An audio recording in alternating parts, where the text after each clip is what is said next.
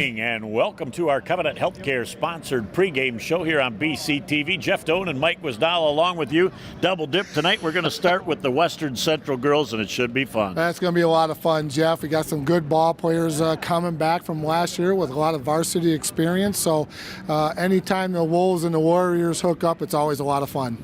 Well, we'll first talk about Coach Todd Thunberg and his club. They've only got one win on this young season. That was a win over Tawas. They've been battling. They've been getting better. We know they're going to play hard. Well, you know, one thing about a Coach Thunberg coach team, Jeff, they are going to play hard. They're going to come out every night and play, give them everything they got. And there's always something special when you travel out here to Auburn and play on the Western Warrior in their home gym. But Todd does a nice job. He's fundamentally sound with his girls. And you know what? They're going to get better as the year goes on. And when you talk rivalry, you talk a little extra adrenaline, and I know you had a part in some of those too, and you just get a little extra jacked up for these crosstown rivalries. Well, it is. You know, I was very fortunate to be the head coach out here for 2 years, a long, long time ago, back in the late 80s, and I did a one-year stint with Dan Snover a few years back, and it's very, very special, whether it's a football game, basketball, they're going at each other, swimming, or volleyball. It is a special night, and, you know, the kids have a lot of fun, the parents have a lot of fun. Once they step over the line, it's all business, but there's a lot of respect for each team. Then you've got Coach Tim Walker, and he's been out here in his second stint for over 10 years. He's got a club that's 4-0 on the season, and he's led by a real special stepdaughter. Well, you know, McKenna Walker does a really nice job, Jeff, and we've watched her for a long time. We've heard about her. We've watched her the last 2 years. And her maturation of what she's been able to accomplish in those 4 years as a varsity player is really, really something special. She's an outstanding player, great free thrower, good defense, just a good, solid all-around basketball player. Now, she's dealing with a broken finger, her ring finger on the right hand. So in stretches, that subconsciously may affect her. In other stretches, she really strokes it nice. But this team's 4-0 on the season, and I think their marquee victory was a big win over Freeland that is a perennial power, and this team just keeps getting better. I've officiated the freshman level. I've seen the JV level. This program out here at Western has really got it in overdrive. Well, Tim does a nice job, Jeff, from the bottom up. You know, he gets those young kids into his program. They have a good summer program. He's been around a long time. He knows the Valley. And, you know, sometimes you got to play with that bad digit. And, you know, it's really good that it's on that ring finger because they're really the two main fingers, as far as I'm concerned, when I shot, were the first two fingers. And those are the ones that you kind of guide the ball with. So, but, you know, it kind of weighs on your mind. But, you know, you got to play, and sometimes you got to play through injuries. Well, and she's all set to go to Northwood, got her scholarship for next year, so it's nice that Mom and Dad get an opportunity to be close and watch her play. But we should have a ton of fun tonight. It's the first of two matchups tonight, Western and Central girls varsity. And then, of course, the second half of the double dip will be the boys going at it, Western and Central. So we'll be back in just a minute with all the game action right here in the Covenant Healthcare sponsored pregame show on BCTV. Where did this rash come from? Hold on, let me see. Could be bed bugs. Oh. Mom, Grant says I have bed bugs. Let's see what the doctor says. Introducing Covenant Virtual Care. Real-time video doctor visits, e-prescriptions, and follow-up. Now extraordinary care comes to you. See, it's just poison ivy. Smart advanced. Learn more at covenantvirtualcare.com. Bay City Central. 5'3" sophomore, number 3, Olivia Willett. Also at 5'3", a senior, number 11, Emily Anthony. 5'4" senior, number 14, Michaela Willett. 5'7" junior, number 34, Skylar Coverly. And at 5'5" sophomore, and 5'5" sophomore, number 40, Maggie Pitcher. Will scope for Mr. Todd Thunberg. And now the starting lineup for your hometown Western Warriors. A 5'6" junior, number 3, Sydney Nesbitt. Also at 5'6", a junior, 23, Jensen Taylor. At 5'9", senior, number 33, McKenna Walker. 5'7", senior, number 40, Kylie Lukowski. And a 5'8", senior, number 44, Olivia Bailey. For coach, Mr. Tim Walker.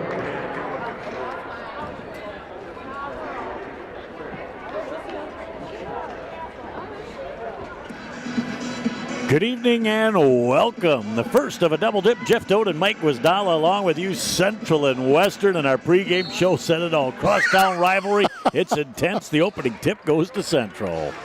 It's going to be a great night of high school sports here out here at the Bay City Western Gym, Jeff. As Western plays defense first, and looks like they're going to start off with a little match-up.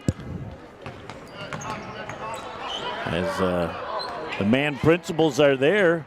And the ball tipped, so now we've got over and back as the Bay City Central girls, Olivia Willett, did not get both feet established in the front court, and so therefore there is the first turnover of the ball game, giving the ball to the Western Warriors and their potent offense. We'll see how Central can throttle them down this evening.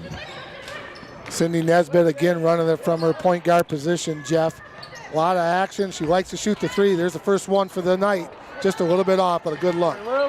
Well, and I'll tell you, we're fighting for the loose change down there, and that is Michaela Willett, number 14 for Bay City Central, getting the tie-up. Alternate possession goes over to Bay City Western with 7:20 left in our first quarter. Central going to play man out of bounds, Jeff. From underneath the basket, McKenna Walker will get it all the way in. And you can go into the back court from a front court entry pass. So they're going to set things up right now and try to get a little bit too stingy down there as they tried to go to the front court. Central doing a nice job of jumping the passing lane. Ball goes off the foot. It was not kicked. And that left side dribble, she really never got herself set. There's a nice long three ball, though, from number 40 on the play. And not being able to go in. And I believe that number 40 for Bay City Western is going to be Lukowski. Cindy Nesbitt tried the old left hand, Jeff, just didn't get it up high enough. But again, the Warriors are going to come out in that very active 2-3 matchup zone that Tim Walker's been famous for many, many years while he's coaching out here. Well, he says that 2-3 zone works a whole lot better when you've got athletes to make it happen. There's that little vulnerable spot down there on the baseline, though, as the ball goes up. Michaela Willett with a kiss off the glass for the first deuce of the game. Western might take a few trips down the floor to get into their offensive rhythm, but I'll tell you, they are a very talented offensive team. Central's going to have to score some points tonight to stay with them. Wide open for a three ball. Tickling the twine is Kylie Lukowski. And their first trifecta of the game. And it's 3-2 Western. Good penetration by Walker. Good dish on the penetration, Jeff. Putting it right where the shooter wanted. And again, the Western active hands in that zone matchup. Trying to go strong to the hole. Taylor puts the shot up, can't get it to drop. And again, Central defensively just getting back quick enough to cause trouble with that transition game of the Western Warriors. We know from last year, Jeff, the Warriors will push it up the floor, and they'll like to get that shot off, looking for Nesbitt and Walker. Transition defense is the key for the Bay City Central Wolves. That will be a huge factor in their success in this game tonight. You know, with Todd Thunberg, he's well prepared. He knows this matchup, and the combatants know each other very well. As Central got just a little bit too quick to the hole without dropping the orange on the floor. The turnover gives the ball back over to Western. Yeah, 5:24 and counting goal. We're just underway here at Bay City Western. Warriors up 3-2 early in the first quarter. As they get that ball deep on the left-hand wing. That was a three ball up from Walker, and McKenna comes up a little bit short from 26 feet. She's burping it up. She likes to feel it, and another unforced turnover for Bay City Central gives that ball back as we're going to have a substitute into the ball game for Bay City Central, and that will be Janae Evans. Coming in, right, Jeff Evans. Leaving for the Wolves is number 11, the senior guard, Emily Anthony. And back over to the Warriors on the over and back call by the referees. As they're trying to make things happen. Going underneath, good hands defensively by Bay City Central's number 34, Skylar Coberly, to knock that ball away. Olivia Willett into the front court, forced a pass, came right straight back, and I think we're going to have Olivia Bailey with a little contact. That's Olivia's first personal team foul, number 1 for the Lady Warriors. Out of bounds, Jeff, underneath. Timeout on the floor. We're going to have a timeout, and we'll take one as well and be back right after this on Bay County TV. There's just one place where students are students first, and athletics are played with purpose and perspective. That place is your local high school. High school sports offer more than the joy of competition. Studies show that student athletes are also likely to enjoy greater levels of achievement in other areas of their lives, including academics. High school sports, a winning part of a complete education.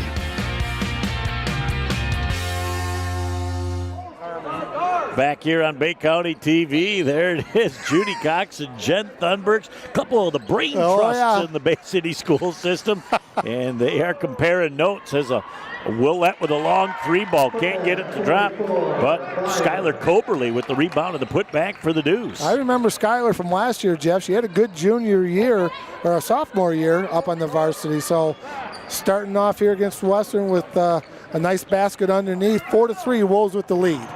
Tried to get that ball ahead to John A. And John A. Evans could not reel that pass in. It was a little too strong. And another substitute for the Western Warriors. And that will be Michaela Goss into the ball game. So both these teams trying to find combinations early. And you know when the adrenaline goes, you get winded a little bit early. And you want to sit down for a few minutes. Taylor with the 3-ball. Can't get it to drop. Got triple teamed, and now they're going to move that ball around the horn with great dribble penetration. The shot goes up, and it's off the mark. And again, Skylar Coberly with my favorite rebound in basketball, that backside rebound. Oh, I know how much you like that backside. Skylar making a presence early, Jeff, on both ends of the floor, rebounding and scoring. As that ball is tipped away, and you know that's Nesbitt with the quick hands. She's going to pull up from 25 and let it fly. That goes off the front iron. Skylar Coberly with yet another rebound for Central. It's like 3 rebounds for Skylar here early in the first quarter, Jeff. But again, that very active hands of the Western Warriors defense, giving a Scotia trouble to the Lady Wolves. So they're going to have to figure that out. We got some substitutes coming in for the Warriors. Number 42 for the Warriors, Zemer, and number 41, Addison Cooley in. Nesbitt will take a seat along with number 23, Jensen Taylor.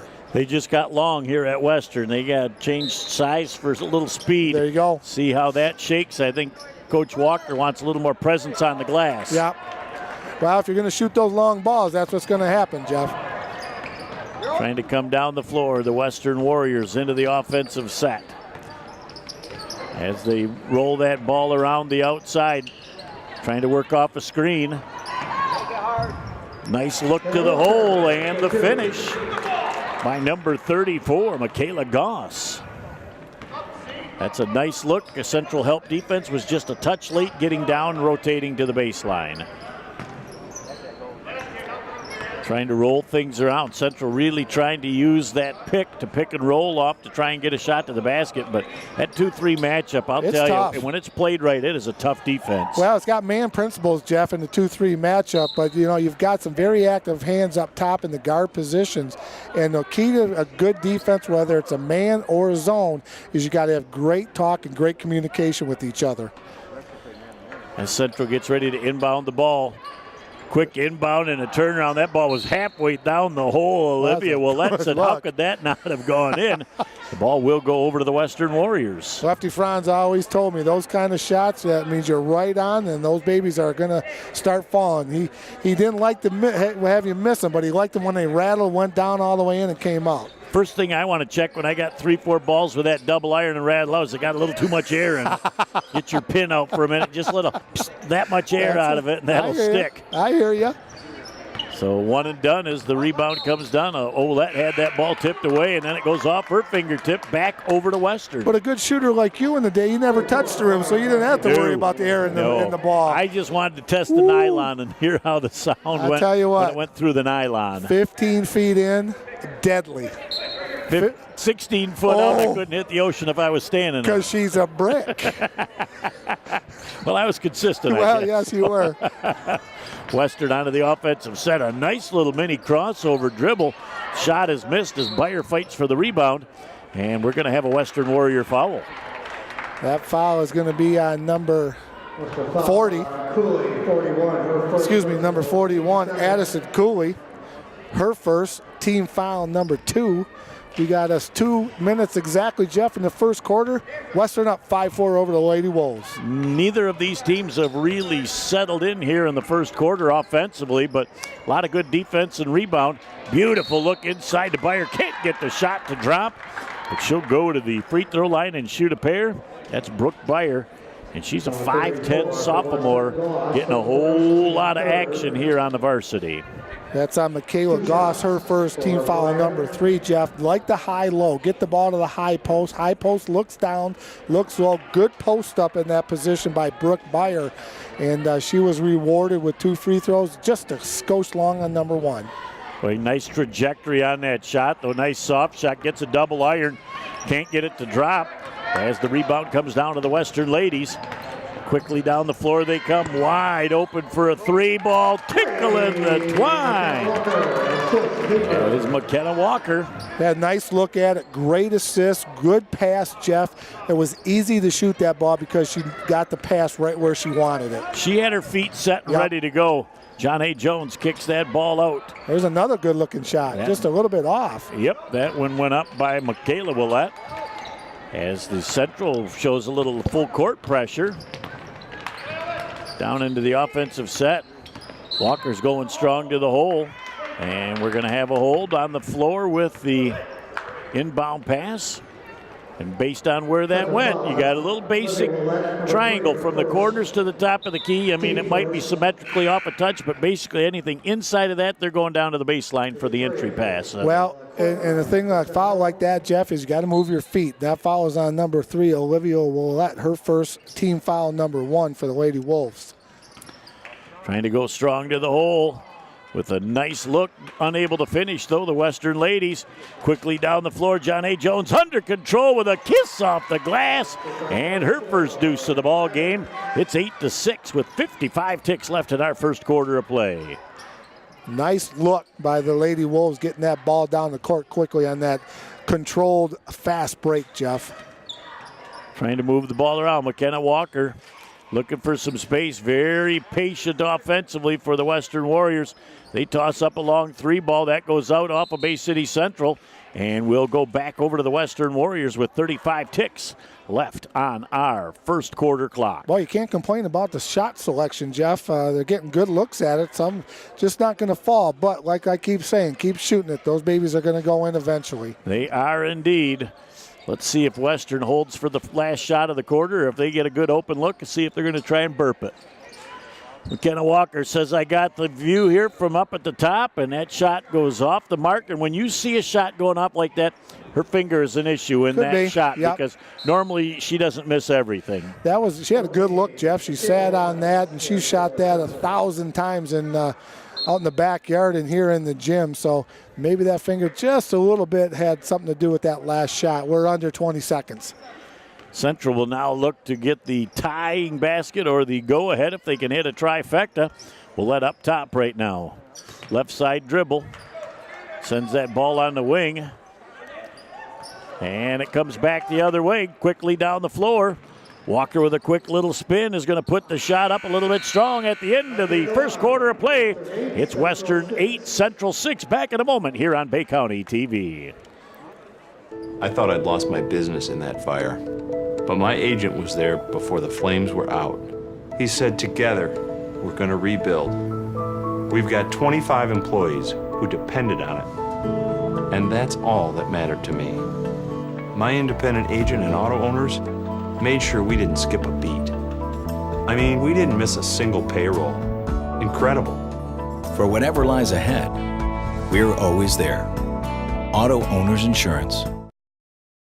Plum Harris Insurance Agency in Bay City is your local independent auto owners insurance agency.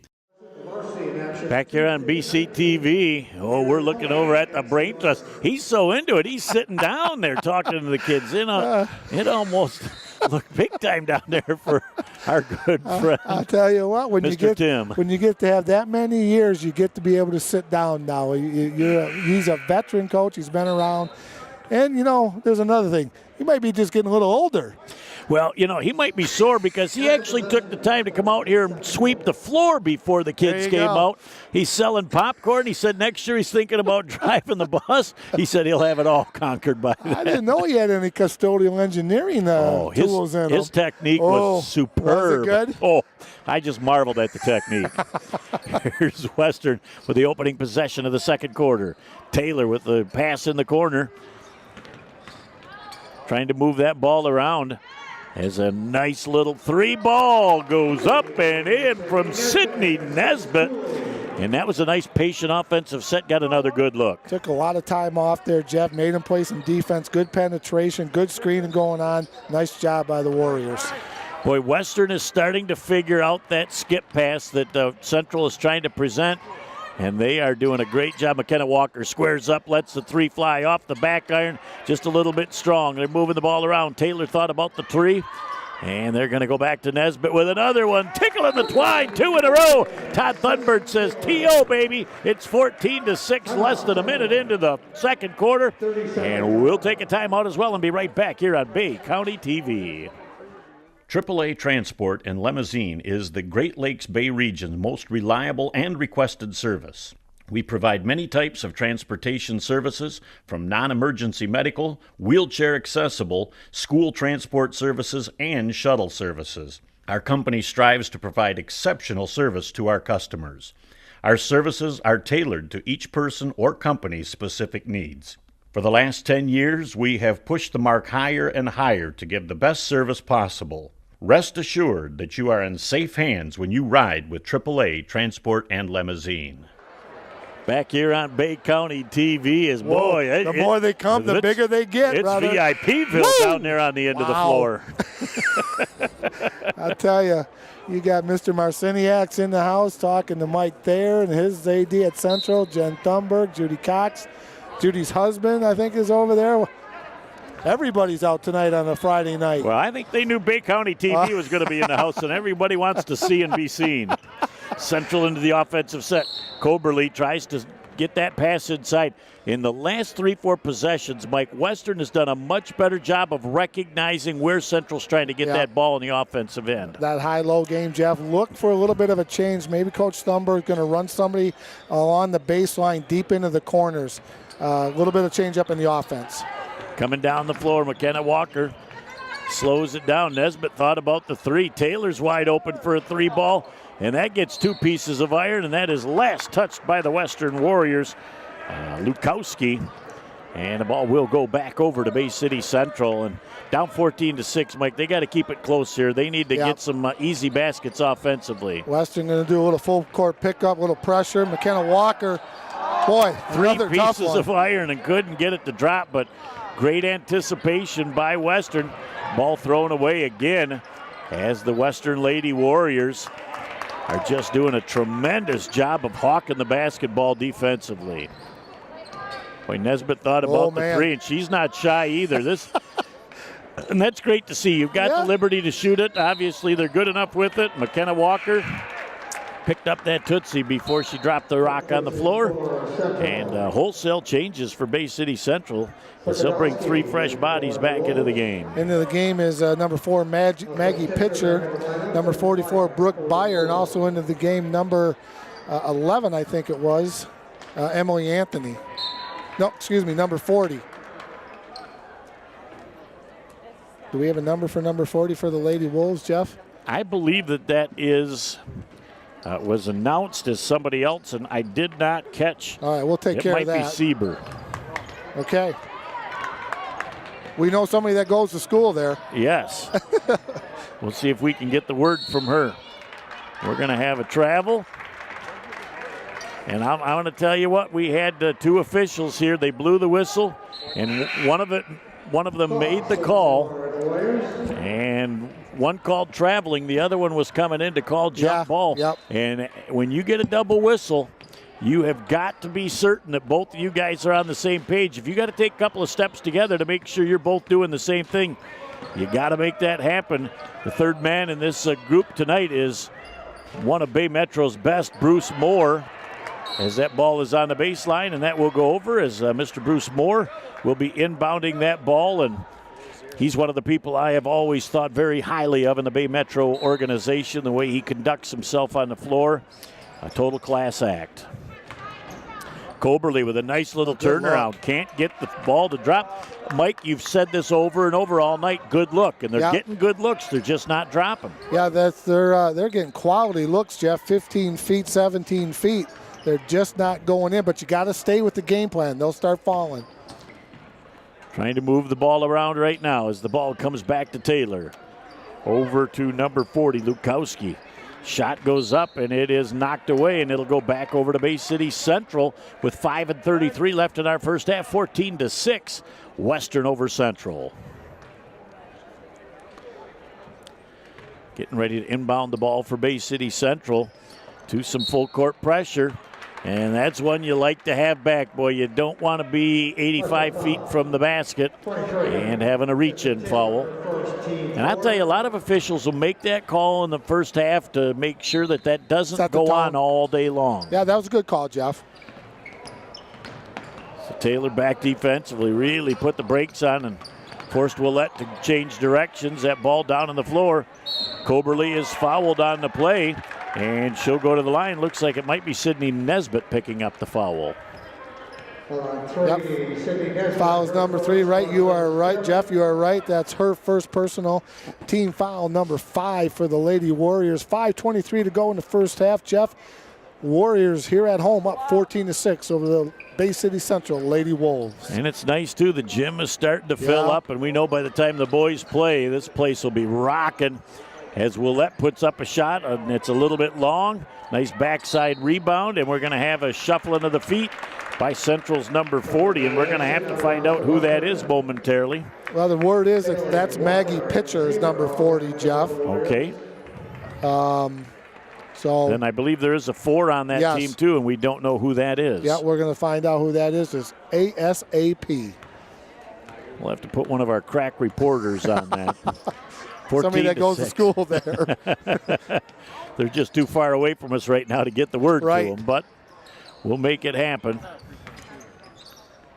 As a nice little skip pass. Look at the ball rotation from Western, really forcing Central to expend a lot of juice defensively to keep up with it all. Shot is up and missed, and the rebound comes down to number 4 for Bay City Central.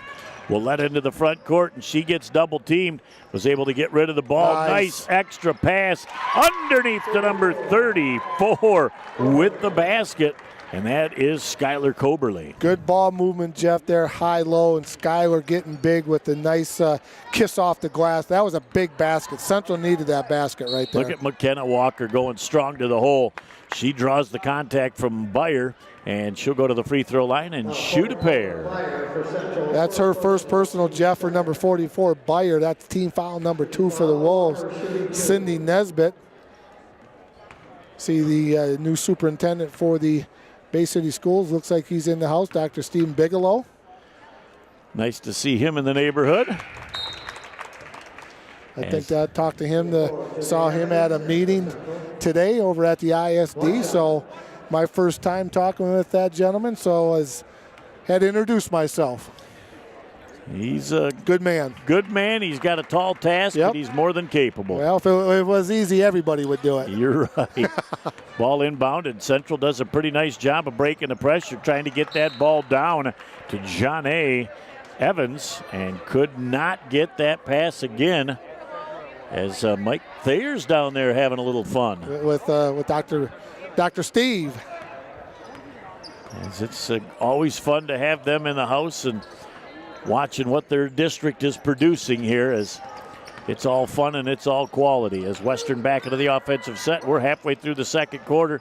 Nesbitt with another 3 ball off the mark. McKenna Walker tried to get that backside rebound, but it comes down to Bay City Central's number 4. And good job by Nesbitt defensively to get vertical And to make her spot in the central foul, we're going to find out in a second who that's on, and we're going to listen. For Sekadowski, her first, third team foul. Haley Suwadowski. That's a Taylor. All righty. So what? The voice of the Hall of Fame voice of the Bay City Western Warriors, Dick Herman. We've got a timeout on the floor. We'll talk more about Dick as we'll zoom in on him when we come back right after this on BCTV. How's married life? Are you ready to have a baby? Baby, baby. How about that baby? Ooh. I'm not getting any younger. When you are ready, with the only neonatal intensive care unit in the Great Lakes Bay region, Covenant is the safest place for your delivery. Go to mycovenantbaby.com. Back here on Bay County TV, there he is. He transcends generations. He's been around forever.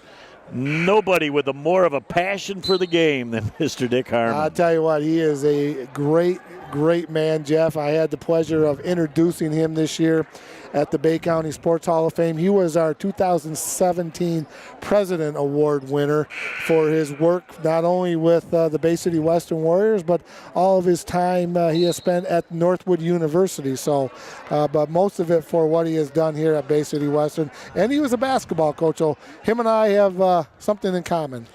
Yep, he's just a quality individual that loves to give back, and he's done it for decades. Yes, he has. 50 plus. McKenna Walker fakes the 18-footer and comes in for a 15-footer. And we're going to have a Western foul, and that's going to go against Olivia Bailey. And she just couldn't keep her balance. And she's going to pick up her second personal foul on team number 6. Now you're going to see the officials do one of these, a little hook of horns to let you know that the next free throw or the next foul is going to result in the 1-and-1. See, we just got it right in front of us, right on cue. As Central into their offensive set. Willette up at the top right now. And look how far out McKenna Walker is trying to hawk that. As far as also Taylor defensively, Shanae Evans has that ball sail through as good defense from Western again, trying to come down the floor as they move that ball around. And they are really making Central expend some energy defensively during these sets as McKenna Walker had the pass go a little too hot, but they got the skip pass back to Walker, thought about the shot. She's going to dribble, penetrate, send it on the backside. And now they're going to go with what looked like a wide open shot. McKenna Walker says, all right, I'll square up and let it fly. That one is just a little off the mark as well. 16-8. Western on top with 2:35 left in our first half. That was a good offensive set, Jeff. They had a lot of good looks, turned down a lot of shots for some better ones. But again, a tough shot for Skylar Coberly. Good look, 15 feet from that high post, Jeff. That's going to keep going. She's going to make that before the night's over. Yep, that is a shot that if she keeps shooting, it's definitely going to drop. As McKenna Walker shuffled the Tootsies before she got it going to the hole. And that turnover will give the ball back over to the Central Wolves. And boy, they need some instant offense. Again, when you look at it, the shot selection has not been bad. They just have not been able to tickle that twine. In for the Warriors is number 41, Addison Cooley. Good anticipation by Walker. She's going to go strong to the hole and finish. Yep. You notice how she just kind of leans in a little bit, and she wants to make certain that there's going to be contact, and she's going to go to the line for 2. And she makes sure she falls gracefully so that right hand, that ring finger on that right hand does not get jammed on the floor. The foul is on Michaela Willette. 14 foul, team foul number, or personal foul number 1 for Michaela. Shooting 2 for the Warriors is McKenna Walker. First one up is good. That looked really good. I'm going to tell you what, man, don't need any iron on that thing. That one is just nylon. Yeah, she's got that right finger taped to the ring finger taped to the middle finger, but it didn't look like it affected it there, Jeff. No, there were 2 just textbook free throws by McKenna Walker, and that ball goes out of bounds, and it will go back over to Bay City Central with 2-0 left in our first half of play. 18-8, Jeff. Like you said, 2 minutes into the game for the Warriors is number 34. That's Michaela Goss. Out is number 41, Addison Cooley. Well, that was a nice looking 3. Tickle in the twine on the trifecta was number 3, Olivia Willette.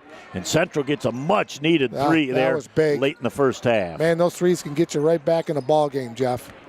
Boy, and look at Nesbitt. You can tell she runs cross-country, too. She is just like the Energizer Bunny. Look at the look underneath. And McKenna Walker missed the shot. And we are going to have a foul on the play. That's McKenna's first team foul, number 7, Jeff. We're going to be shooting. Shooting a 1-on-1 for the Lady Wolves will be number 24, the 5'4" forward senior, Janae Evans. Janae is Evans, a great young lady. I've gotten to know her over the years. Friends of Natalie. And, Dr. Larry Jacobs is in the house tonight, too. And it looks like he's got the Suns here with him tonight, too. Very talented singers. Let's go, Janae. Janae's got a fan club. That's a thing of beauty. Second free throw is up, and that gets 3 pieces of iron before it softly goes through the cotton. Boy, Central on a nice little 5-0 run here to bring them back into this basketball game with a buck and a half left in the first half. That was big points for the Bay City Central Wolves, Jeff. Moving that ball around right now. Wide open down on the baseline, trying to burp up a 3 ball was number 34, Michaela Goss. Couldn't get that one to drop. Central now can come to within 2 or 3 as John A. Evans with a strong screen and a nice job as we're going to have a player down on the floor. I think we're going to have 2 fouls there, Jeff. I think they got an intentional foul. Oh, did they? I thought I had 2. Okay. I think they're going to get number 40 from Bay City Central, and that is going to be Maggie Pitcher, and they're going to call that an intentional foul. Also the 15 foul. Well, if we got an intentional foul, we got to back these girls off. Yep. So they'll go back over the 10-second line, Jeff, and at the line to shoot 2 free throws with a $1:09 to go in the first half will be number 33, McKenna Walker. So she'll shoot 2, but where's that ball going to be inbounded, Mike? At the sideline. No, sir. No. At the point of interruption. Down at the other end. On an intentional foul, it's at the point of interruption. Gotcha. If it's on a tee, then it's opposite the benches. We know what's coming up here as the Western Band is going to be entertaining us, so they are a very entertaining group. That second free throw is up and good. Split of the 2 at the line for McKenna. And we're going to go down the floor. And the ball is going to be inbounded here at the point of interruption.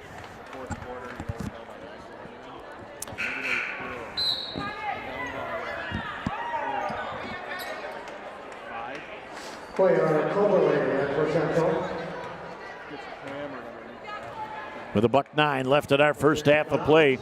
That's a big foul with 2 shots and possession for the Western Warriors. Yep, that was a big point for the Bay City Western Lady Warriors, Jeff. Nesbitt hippity hops across the 10-second line. She'll set up the offense. Trying to move the ball around. Walker looking for a screen. Central doing a very good job of a switch on defense. I like the way they play defense. They're very good, Jeff. Good feet, good hands, good talk, lots of switching. Nesbitt gets that ball to Taylor. Back up top, McKenna Walker sees a little hole, dribble, penetrate, and Taylor puts up a long 2, can't get it. Rebound comes down to number 14, Michaela Willette. Coberly going strong to the hole, that ball tipped, and with 27 seconds left, I look for Western to take the last shot of the first half. Unless they get a good open look. Taylor right now going to dribble, penetrate, sees nothing there, and Nesbitt thought about the 3 ball. Going to Walker. Walker underneath with a nice little wrap-around shot. Can't get it to drop. We're going to have a jump ball off the alternate possession to Central with 8.3 ticks left in the first half. What a great job by Nesbitt to see the backdoor play, overplay. McKenna went backdoor. Nice look, Jeff. 8.3 seconds to go in the first half. Nesbitt gets that steal, the shot up, and it's laying loose on the floor at the end of our first half of play. It is the Western Warriors 19 and the Central Wolves 13. We'll be back in just a minute with the Plum Harris Insurance sponsored halftime show right here on Bay County TV. Oh, hey, you got one of those insurance apps too? You know how this thing works? No, sorry. Yeah. Ben, please. Wow, you can talk to your app? That's pretty cool. Not an app, it's my agent. In this moment, No, I'm fine, thanks. it's good to know you have a trusted, independent auto owner's insurance agent who's there when you need them. Great. Man, I gotta get one of those. Auto Owners Insurance. Plum Harris Insurance Agency in Bay City is your local independent auto owners insurance agency. Good evening and welcome back to our Plum Harris Insurance sponsored halftime show here on Bay County TV. Oh, no stranger to the Tri-Cities. If you're out here at Western, I think every time these doors open, you'll run into Mike there. Welcome. Thank you, Jeff. Appreciate you guys both being here. Mike, nice to see you again. Good to see you too, Mike. As the athletic director, 21 years as the AD, 11 of them out here at Western. Boy, you got a lot of fun going on this winter. We do, and fun is the name of the activities here at Western in the winter. Between the wrestling events that we've hosted already, basketball. See, we just had the girls freshman JV last night with Central. Varsity combo today. You can hear the pep band in the background. It's a never-ending affair of events. Is the pep band here tonight, Mike? I'm having a hard time hearing what you're saying, Mike, but 11 years, and you and I go back a long time working together in transportation. In those 11 years, what are some of the things that you've seen change out here at Western and through the Bay City Public School District overall? Yeah, well, I would say that both programs have been in transition. I think when I first came here, Central had dominated the series in basketball. Western, obviously, with the help of Costello and his gang, we sort of turned that tide, won a number of games in a row, and here lately, Central's turned it around. Devon's done a great job. We're hoping Scott Kieser and his coaches can get that program, our program, back to where it was. They're making strides. It's just we got to find some kids that can put the ball in the basket. We get there. We just cannot seem to finish the play, and that seems to be our fate so far this year. We're hoping we can turn it around tonight. Well, Jeff and I, we can't shoot it anymore, so our eligibility is done, so we can't help you out there. But I've heard positive stories about both of you from previous years. I tell you what, impressive, very impressive. But they got to be from a long time ago. And I'll tell you, another feather in your cap, too. You are extremely well respected from the official standpoint for the way that you take care of people out here, and that speaks volumes of you as a person in this organization out here at Western. Well, I very much appreciate that, Jeff. And I think that what goes into caring for referees is the fact that my father was 25 years as a referee, did baseball, did softball, did football, basketball, all those, and watching him and the pride he took in it, and the fact that becoming an athletic director, knowing that there's no way an event like this can go on without the boys and the gals in the stripes. And certainly we appreciate everything they do, the hours that they put in, the training that nobody ever sees, the fact that I've made a habit of it now in the summer, going over to Bay City Central in the summer and talking with the referees, give them a little pep talk about how the fact that this is when the learning truly takes place. But beyond that, the friendships that you gain, and the experiences that you have, it's immeasurable as to what you can have and the friendships you can gain for life. Well, one of the things, Jeff, people don't know, but Mike's also the assistant principal out here, so he's got two hats on. So he does all during the day, he's doing his principal stuff, he comes back at night. So talk a little bit about what a typical day looks like for Mike Thayer. Yeah. I've seen it before. Yeah. Well, days like today when you get here about 7:30 or earlier, and we'll be one of the last ones to leave, which is a little after 9 o'clock or so. So it's a full day. But what I love about my job is that the kids are great in school. We'll have a few things come up every now and then, but really not pretty minor.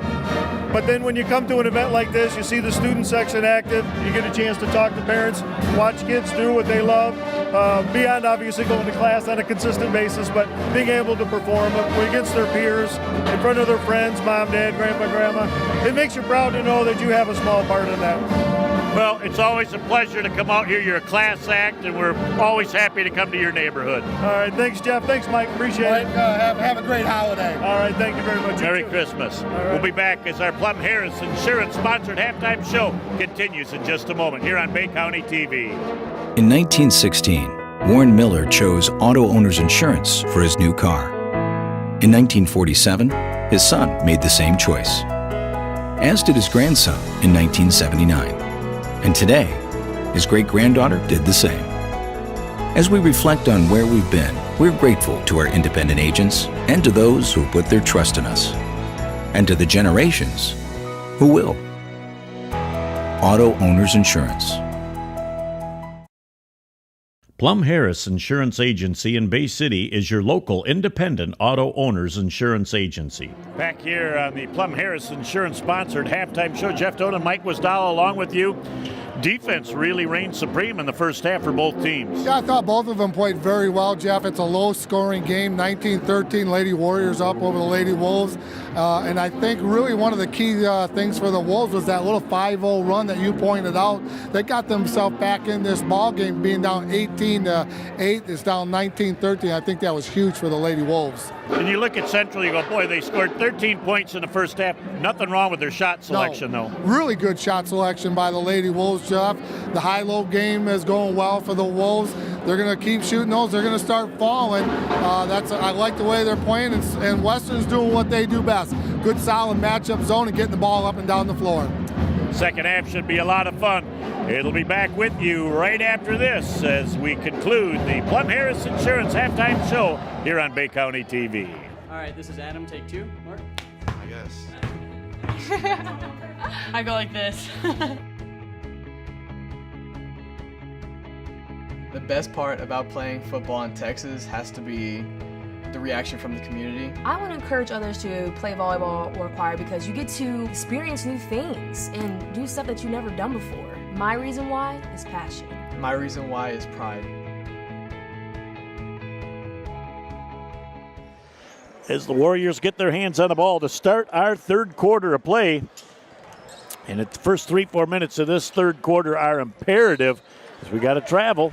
Central did a nice job of overplaying defensively and jumped the passing lane. Well, that was a nice job by, like you said, Jeff, jumping the passing lane. Skylar Coberly getting the proper hand up, overplaying, and McKenna Walker did a nice job cutting back door, but the Warriors got called for the walk. Skylar Coberly does everything well for Central. Yes. She is so multitask and faceted as that ball goes down. 3 players fight for the loose change as John A. Evans can't get that to go up and in either. But you got 3 girls hitting the offensive glass for Bay City Central to start the third. That's beautiful. Yeah, you can't complain about that. And Skylar looked at John A. and said, dude, I'm sorry. I went over your back. I didn't see it, but that's okay. Let's get this one back. Central coming out in that nice, solid man-to-man defense. Trying to roll that ball around. Nice closeout by Skylar. See that closeout? Nice feet, high hands. Really nice. And Nesbitt is very, very quick, too. As she does get to the hole, she's wide open from 21. She lets it fly. Multiple pieces of iron. Look who's there for the loose change. Kissing it off the high glass for the deuce. And that is McKenna Walker. Nice job by McKenna getting down and dirty underneath the basket, Jeff. Getting the very first points of the second half for the Lady Warriors, up 21-13 over Bay City Central. Again, this is a time for Central with that late first half run to put them back to within 5 at the half. They need to try and do what they can to keep it close. Coberly sends that ball over to Willette for a long deuce. So they're going to give her a 3. It is a 2. Yep. It's a 2. Trying to get that ball around as the ball goes loose on the floor. Good hustle. Nice little forward pass to Olivia Willette. Kisses it off that expensive glass for the deuce. Good hustle by the Lady Wolves right there, Jeff, on the loose ball. Getting it into the lady ahead for that easy bucket. Yeah, that's unselfishness. And McKenna Walker says, how about this? I'll just roll back up from 23 here on the right-hand wing and drop one through the cotton. That ball goes out of bounds. There's a little miscommunication on the inbounds. We'll bring the ball back over on the baseline to the Western Warriors. Well, McKenna had a good look at it. Jeff felt very comfortable, made that adjustment with that problem with that finger, and did a nice job hitting nothing but the bottom of the net. Boy, wide open, squares up the feet up there top. It is. And there's another trifecta. Just that quick, man, a little run for the Western Warriors. And it's a 10-point lead for Western right now with 6:02 left in the third. Into the game for the Wolves is number 33. Did not hear her, don't have her number, or don't see who that is, Jeff. Boy, I'll tell you, we're going to have to find out what's going on with all these number switches. Got a foul on the play against McKenna Walker. Her second team foul, number 1 for the Warriors here in the second half, 27-17. Big Country's in the house tonight. Oh, no. You see him right to your left. Woo, yes, indeed. This has got to be a big night. A Big Country's coming back home for the festivities. He's going to be playing tonight. Always enjoy seeing him in the house. As the shot is missed by Western. Tried to go behind the back as Willette. Fight for the loose change on the floor, and John A. Evans with a nice job, and I think that they're going to get number 23, Jensen Taylor, with the reach-in foul. Yep, Look down there on the baseline with the good hands down there. Larry Jacobs Why, are you scooping up surprised? the loose change. Who he's a multi-talented individual as well. He's got his Christmas sweater on tonight. I don't know if it's good looking or ugly. We'll have to take a closer look at that sweater. Well, depends. There's a great job defensively by Western to tie that entry pass up. And the loose ball, alternate possession, will go back over to Bay City Central.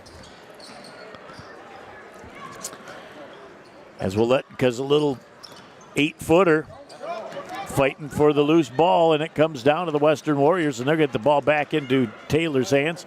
She gets it to McKenna Walker. She says, I'm wide open from 27, and she'll tell you that was a pass. It was just a little bit of an errant pass, as she squared up nice, but she just didn't get that good follow-through on the wrist. Back over to the Wolves, Jeff. They'll take it out of bounds again. Full court man-to-man pressure by the Lady Warriors. And again, 10 seconds, Jeff, as you well know, is an eternity.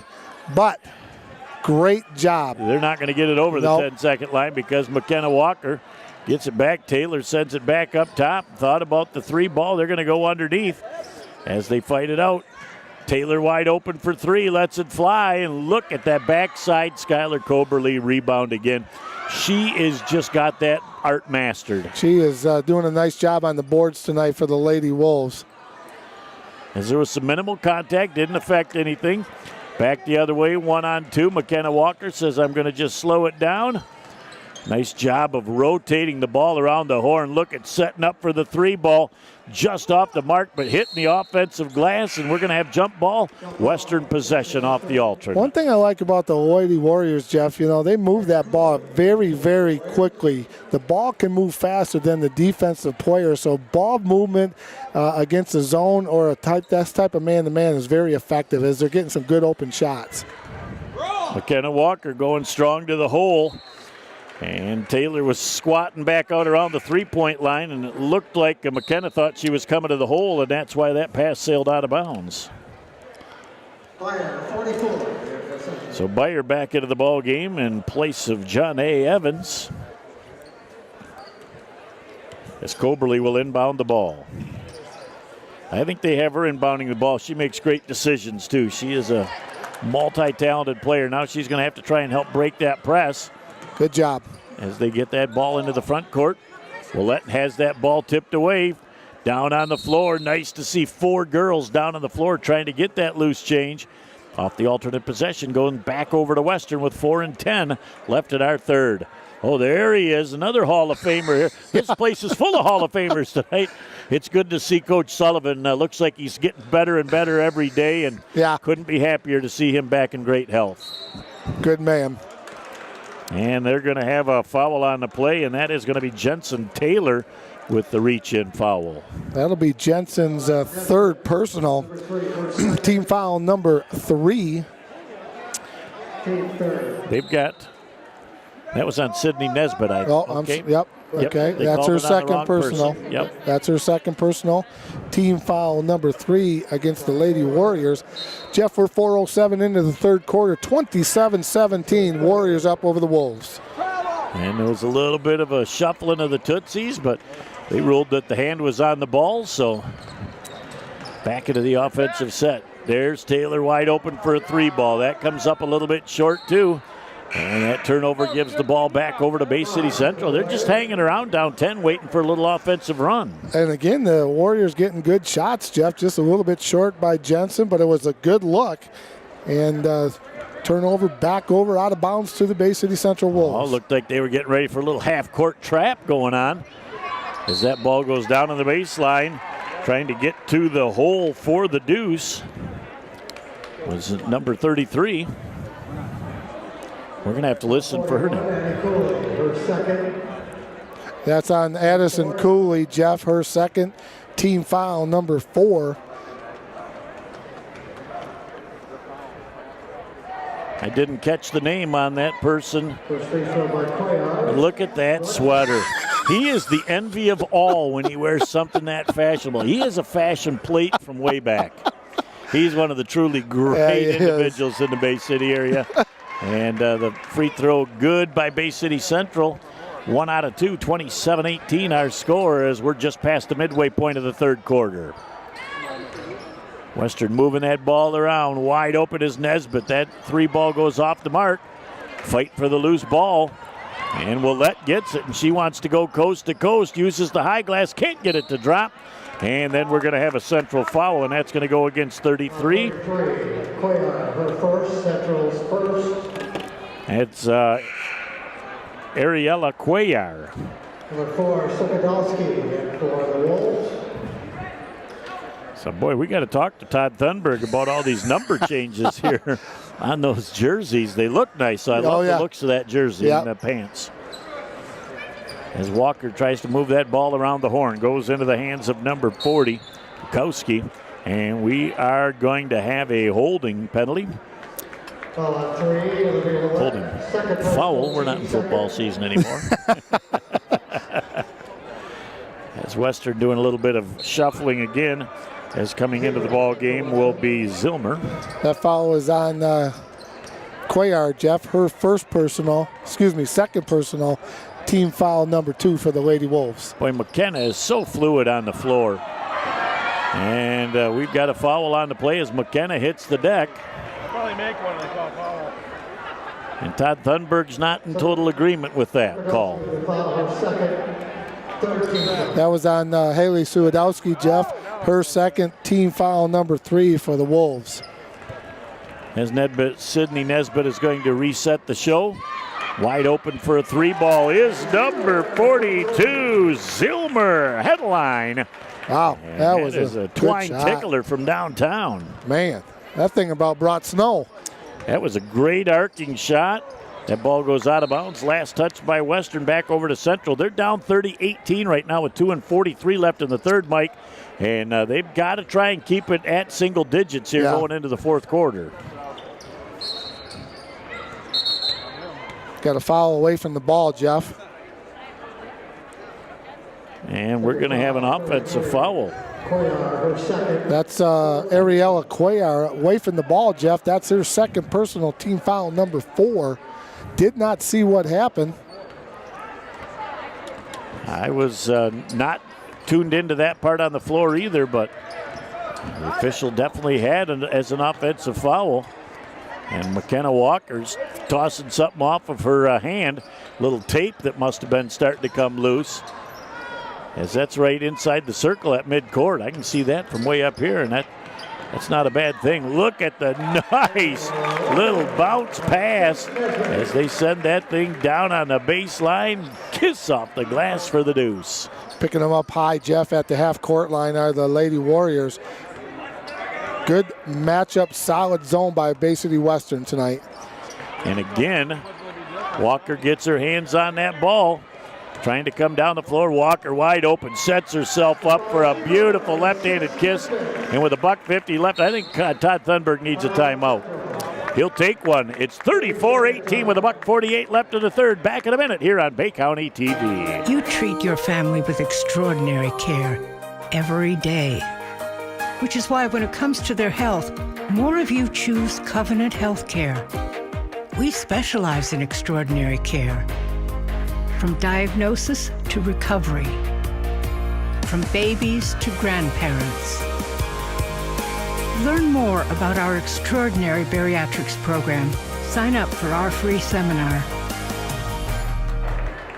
Back here on Bay County TV as we look at that great pep band, and they'll be entertaining. They've got a few decibels to that group. They must be about 65, 70 strong over there. I'll tell you what, I couldn't hear a word that first time you talked to Mike there. I couldn't hear a word he was saying.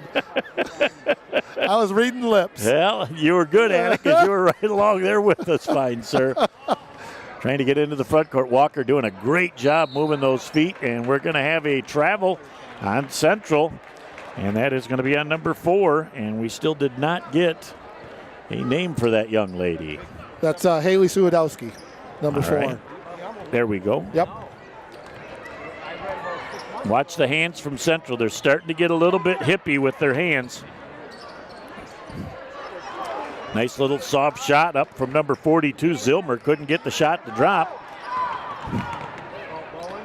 Look at Willette with a beautiful look at the hole. Can't get the shot to finish. But Western all over the rebound.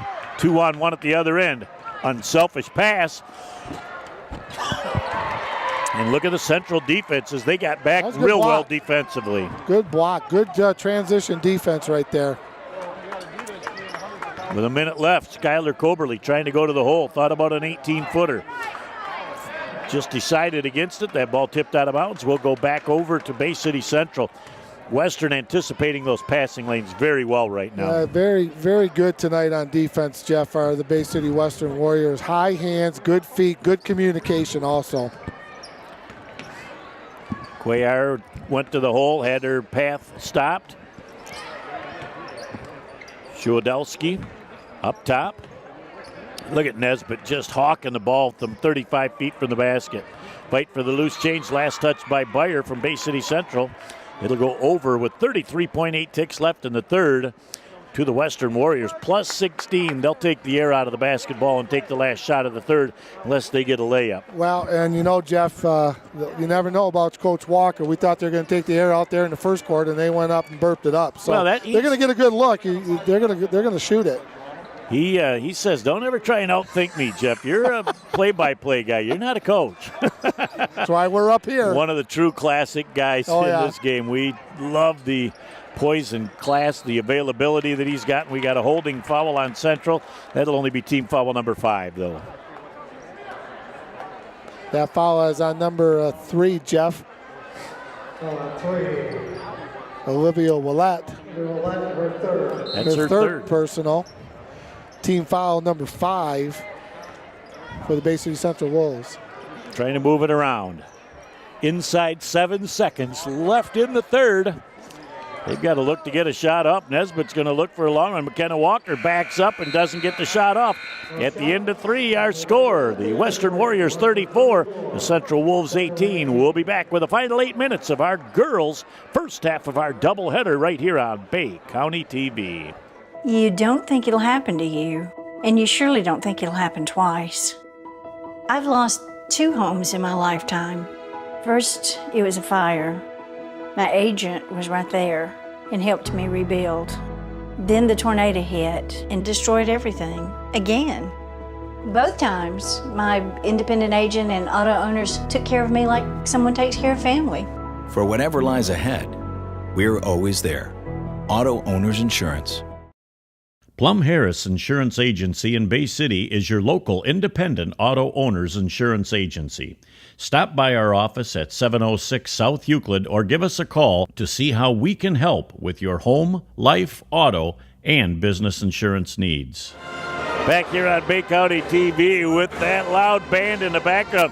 What's the difference in the third quarter, Mike? Well, the third quarter all went to Bay City Western, Jeff. They outscored the Bay City Central Wolves 15-5 in that third quarter. That's why they got the big lead, 34-18 over the Wolves.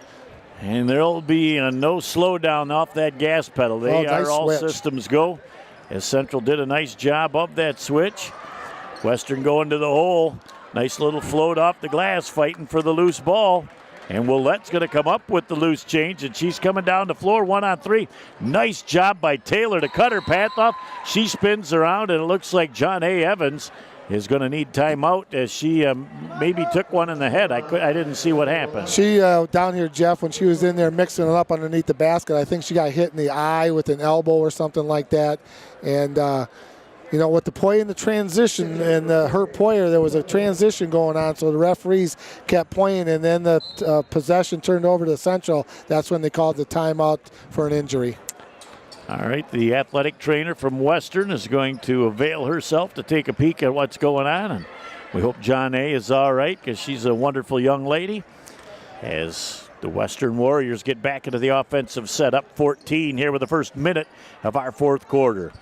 Look at the way they just really slice to the hole, and if there's nothing there, they back out of it, and just a touch out of control, but fight for the loose ball. And we're going to have a jump ball as Olivia Bailey tried to pick up that loose ball.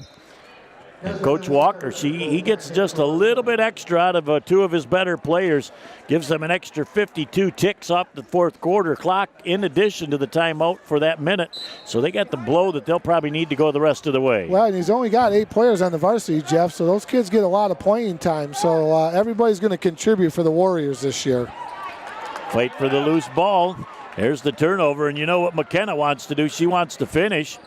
And Central's Skylar Coberly did a great job of limiting her path to the hole. I like the way Skylar's playing tonight. She's doing a nice job. So is number 3, Olivia Willette.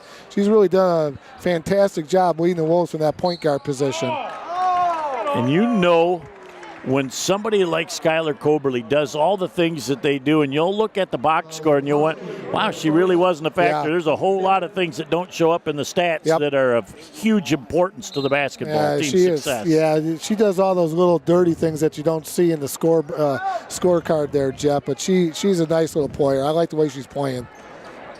That ball, another unforced turnover as the ball goes through the hands of Ariella Cuellar. And another turnover. Central's had quite a few of those tonight, the unforced turnovers. Last foul was on number 40, Kylie Lukowski, Jeff. Her first team foul, number 5.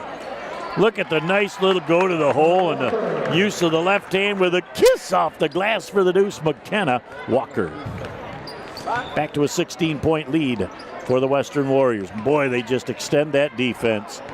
Coberly sends that ball down to Willette on the right wing. Tried to force that ball in. Had to be a bounce pass if it was going to get through. Quickly down the floor. Look at McKenna with a little cross step. Puts it up. Can't get the shot to drop. And we are going to have a travel as Central did a great job of collapsing around the ball without creating a foul. Well, nice thing, McKenna wanted to go back out for a three-pointer from the point guard out there, Jeff. Just couldn't get away before she traveled with the basketball. Coberly gives the ball to Willette. Willette into the front court. She's going to be pulled away from a double team, recognized it just in time. Coberly runs down the loose change, and we're going to have a travel. Very nice call by Mr. Bruce Moore. Good job, Will. As again, up 16. It doesn't look like Western's got to score a whole lot more points in this game, as their defense is really keeping Central at bay in this ball game, only giving up 20 points with 5:37 left in the game. Well, and then that full court press, Jeff, that 2-2-1. Little zone press right here against the Wolves has really given Bay City Central a little bit of trouble tonight because they're so active with their hands, with their feet, and putting a lot of pressure on the ball when it comes into the spot where you want to trap. Walker sends that ball over to Lukowski. And we know the Roadrunner's got her hands on the ball now. She goes everywhere around the court. Sydney Nesbitt. She squares up for a 3, going to bring down Rain. I think she got fouled out there too, Jeff. I think they're going to get that foul on Bay City Central's Maggie Pitcher. 40, Pitcher for Central, her second, team 6. Team foul number 6, as the voice of the Warriors, Dick Harmon, says, going to the line to shoot 3 free throws is the junior, Jeff, number 3, Sydney Nesbitt for the Lady Warriors. Boy, and you look down at the who's who tonight. Lee Thompson from M-Live, the Golden Pen, is in the house too. So, boy, I'll tell you, the VIP tickets were probably pretty hard to come by tonight at this facility. Well, there's a couple guys right there. Harmon and Lee Thompson chewing the fat across the way. That'd be an interesting conversation. Yeah, I would like to be a fly on that wall. Second free throw by Nesbitt. Wow, nice, good. 3 for 3. She got them all. And again, look at the effort that Central has had to endure tonight just to get the ball down the floor to set up on the offensive end. Well, and that takes a lot out of you, Jeff, trying to get that ball, break that press, and exudes a lot of energy. As they move that ball in, Willette with a nice dribble penetration. Look at the nice verticality defensively by the Western Lady Warriors, number 44, Olivia Bailey. Took the words right out of my mouth there, young man. Well, if you can spit out verticality just like that, Coach, you got it going tonight again. As Lukowski gets the ball, and there is Nesbitt moving the ball around. Look at the speed at which they move that thing around the horn. Nesbitt thought about it, pulls back up from 16. Boy, she's confident shooter. Just good offense right there, Jeff. Turning down good shots for a better shot. As they fight for it on the floor, who comes up with it? Coberly, who does all the little things, a little behind the back. Bounce pass, picked up though by Bay City Central. And we're gonna have a basket is good. And they had to come down and confer for just a minute because the official that made the call didn't pick up the number of the foul. It had to be bailed out by one of his comrades. But you know what? That's why there's 3 of them out there. They're going to count the basket as a little continuation for the deuce. And she'll go to the free throw line to finish the three-point play the old-fashioned way. That was Olivia Bailey's 3rd personal for the Warriors, Jeff. Team foul number 6. For Western. As Willette will try and finish it up. Michaela does get the 3-point play. She's had a nice game tonight, too, for the Bay City Central Wolves. Both of the Willette sisters have played very well. Yeah. Trying to make things happen right now. Look at Walker. Walker gets that first step to the hole. Once she gets that right shoulder squared inside the defender, it's going to be next to impossible to stop her path to the hole unless you get backside rotation. Coach, you've been listening. Oh, you know what? When you're around the master as long as I've been, you got to pick up a few scraps now. As Walker hits the free throw as well. And boy, don't look now, but it's a 21-point Warrior lead as we reach the halfway point here of our 4th quarter. Well, Olivia Willette with the last personal foul for the Wolves, Jeff. Her 4th, team foul number 7 against the Bay City Central Wolves. Off of Sydney Nesbitt's foot, 4:13 and counting to go here in the ball game, Jeff. There's another unforced turnover. We're going to have a reach-in foul, and we'll go to the other end and shoot the 1-on-1. Didn't know Matt Stafford was in the house tonight. Oh, my, Matthew. He's incognito. I'll tell you what, I don't want to try and find a football helmet to fit that head. Well, with the money he makes, he can have one special made. I said that he can have a lot of stuff special made. As the shot goes up, and nice. Western's done a nice job at the free throw line tonight. That is number 40, Kylie Lukowski. First one up and good. Second one up, nothing but the bottom of the net, Jeff. Boy, they are very proficient at the free throw line. 46-23 as we've reached that 4-minute mark of the 4th quarter. Another turnover, and look at Nesbitt running the floor. Makes it look easy with a left hand kiss off the glass for the deuce. Well, you are not going to catch her once she's in the open court. And now they're going to have a foul on Central, or excuse me, on Western. Sydney Nesbitt's going to pick it up, and now Central's going to go to the free throw line as we get some substitutes into the game. Sydney Nesbitt picked up her 3rd personal, Jeff. Team foul number 7 at the line for the Lady Wolves. Number 3, Olivia Olette to shoot 1-1. 3:46 to go here in the ball game. Boy, I don't even have to look down. I wonder who got that loose change. Skylar Coberly. Yeah, good hustle by Skylar. That shot off the mark. Quickly down the floor. Western says, I'm going to send McKenna Walker leaking down the floor. Good jump stop. Jump stop, puts it off the glass, off the front iron, and through the cotton. Yeah, very nice jump stop, Jeff. That's worked on every day in practice. That is a learned art, and we're going to have a foul, and that's going to go against Western's number 41, Addison Cooley.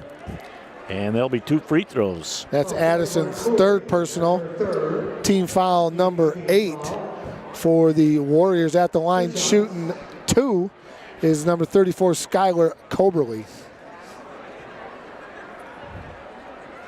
First free throw by Skylar is a little bit off on the left-hand side. Substitutes in the game. Sue Odelsky back into the ball game, and somebody else at the table ready to replace Skylar Coberly when she makes this next free throw. You're not going to jinx her. Yeah, that's a better looking shot. That one was pretty. Yes, it was. She comes out of the ball game. Replacing her for Bay City Central will be number 23. Don't have it either. We're going to have to take care of that for the next time these teams get together. Yep, we'll have to get the updated rosters. I bet they got new uniforms. Could be. And that could be what caused it. Because I know those guys are better with their numbers than this. As they move it around, Nesbitt wide open from 23 up top. Had a great look, couldn't get it to drop. And the rebound comes down to number 23. And I wish I could give you her name, but don't have it in the roster. As Nesbitt's going to come down the floor. Look at Walker running the floor again. Gets the kiss off the glass. Knows how to fall, too. Slides on the floor to limit the potential for an injury. Gets that hand up off the floor. It's 52-24 right now. Western in control. Yeah, we've got some substitutes coming in for both squads. Turnover by the Wolves coming in is Taylor and also number 40, Kylie Lukowski. Walker will go out along with Sydney Nesbitt, and I think you can say, Jeff, that those two players are done for the evening. Well, they have certainly earned their keep tonight. Yes. As they have been two of the leaders, as they have been all year long, as Western looks to go 5-0 on this regular season. And there is can't really hold that back pivot foot as it comes up off the floor, and the turnover gives the ball back over to the Bay City Central Lady Wolves with 2:10 left in our fourth quarter of play. Into the front court they come, 52-24, Western on top over Central. Suwadowski tries to reverse her dribble, and again trying to get that ball into Beyer as Western just collapses to the basketball and knocks it out of bounds. Yeah, again, solid defense tonight for the Bay City Western Warriors, Jeff. As they get inside to Beyer, and she tries to muscle it up, which is exactly what you've got to do when you're down there on the post. Get that ball high, bite it. Don't bring it down any lower than that, and get that thing up off the glass. Bite the basketball, Coach. That's your 2 for 2 tonight. You know, like I said, even the squirrel gets a few nuts down there sitting next to the master like I have for so long. Goodness gracious. Oh, there's another one that is turned over. Quickly at the other end, it's going to end up in an easy layup for a Deuce Lukowski, picking up the deuce, and Western up by 30 points with a buck and a half left in the game. Yeah, nice job again on that very active zone matchup defense, Jeff, for the Lady Warriors. Going to have a foul on the play against Western. That foul will be on number 42, Adeline Zeimer. That's her first personal. Team foul number 9. 2 shots. 2 shots for the Lady Wolves.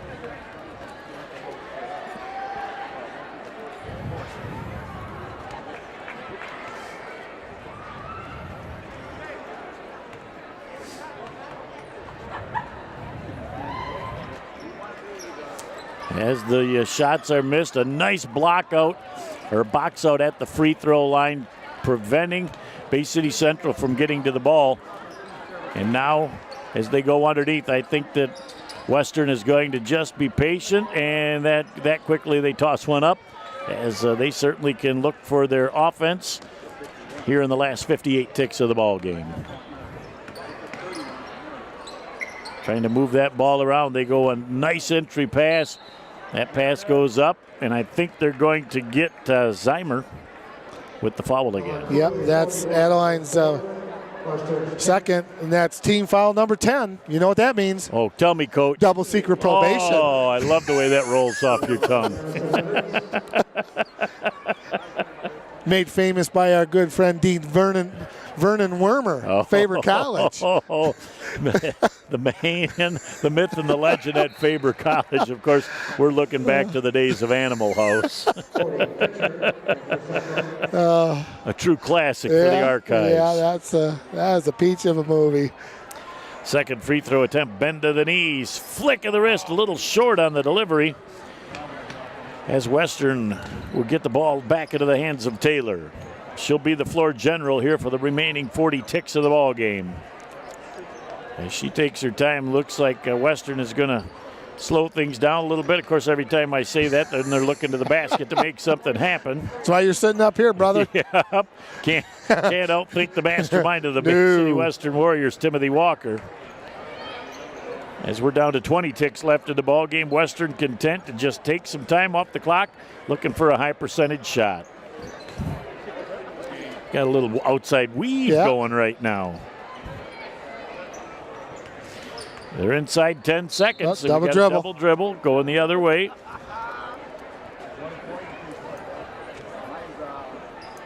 Well, you look at this score, Jeff, it's a game of halves.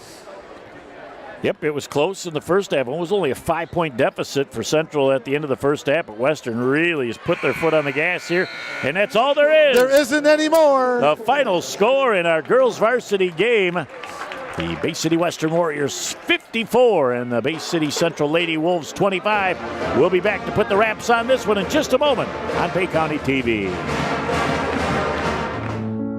Over the years, he's put his heart into being your dad.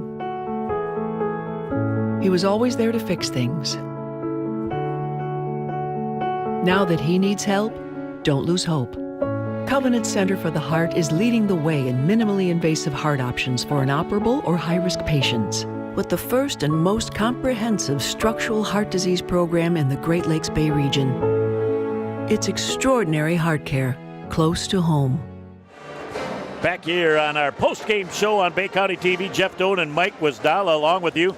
As you said in the break, Coach, tale of two halves. Yeah, it really was, Jeff. You look at the first half, at the halftime score, Bay City Western 19, Bay City Central 13. Big 5-0 run right there, got Central back into this ball game. But in the second half, 35-12, Warriors outscored the Lady Wolves from Bay City Central. Defense, defense, defense. Boy, they really put the gas on defensively, and it led to a lot of transition baskets.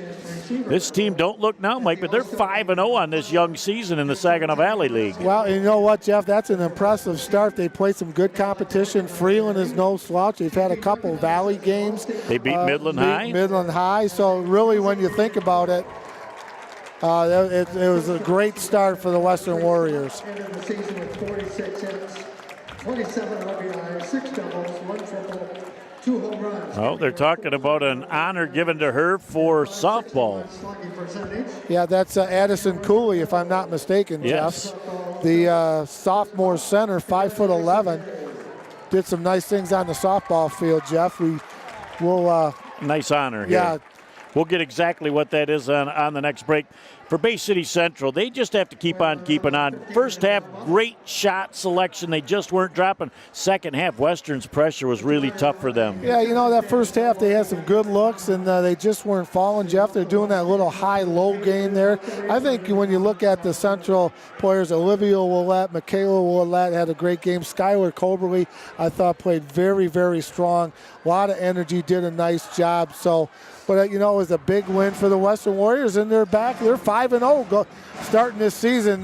You know, Jeff, and it's that time of year when 5-0 is a good start here in December with the holidays coming up. Indeed it is. That puts the wraps on this first ball game as the Western Warriors take the floor trying to defend their home court.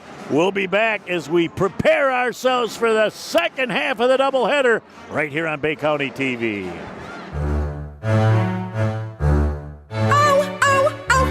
My hip, my knee, my joints feel out of whack. Ow, ow, oh my, the pain, I can't take it anymore.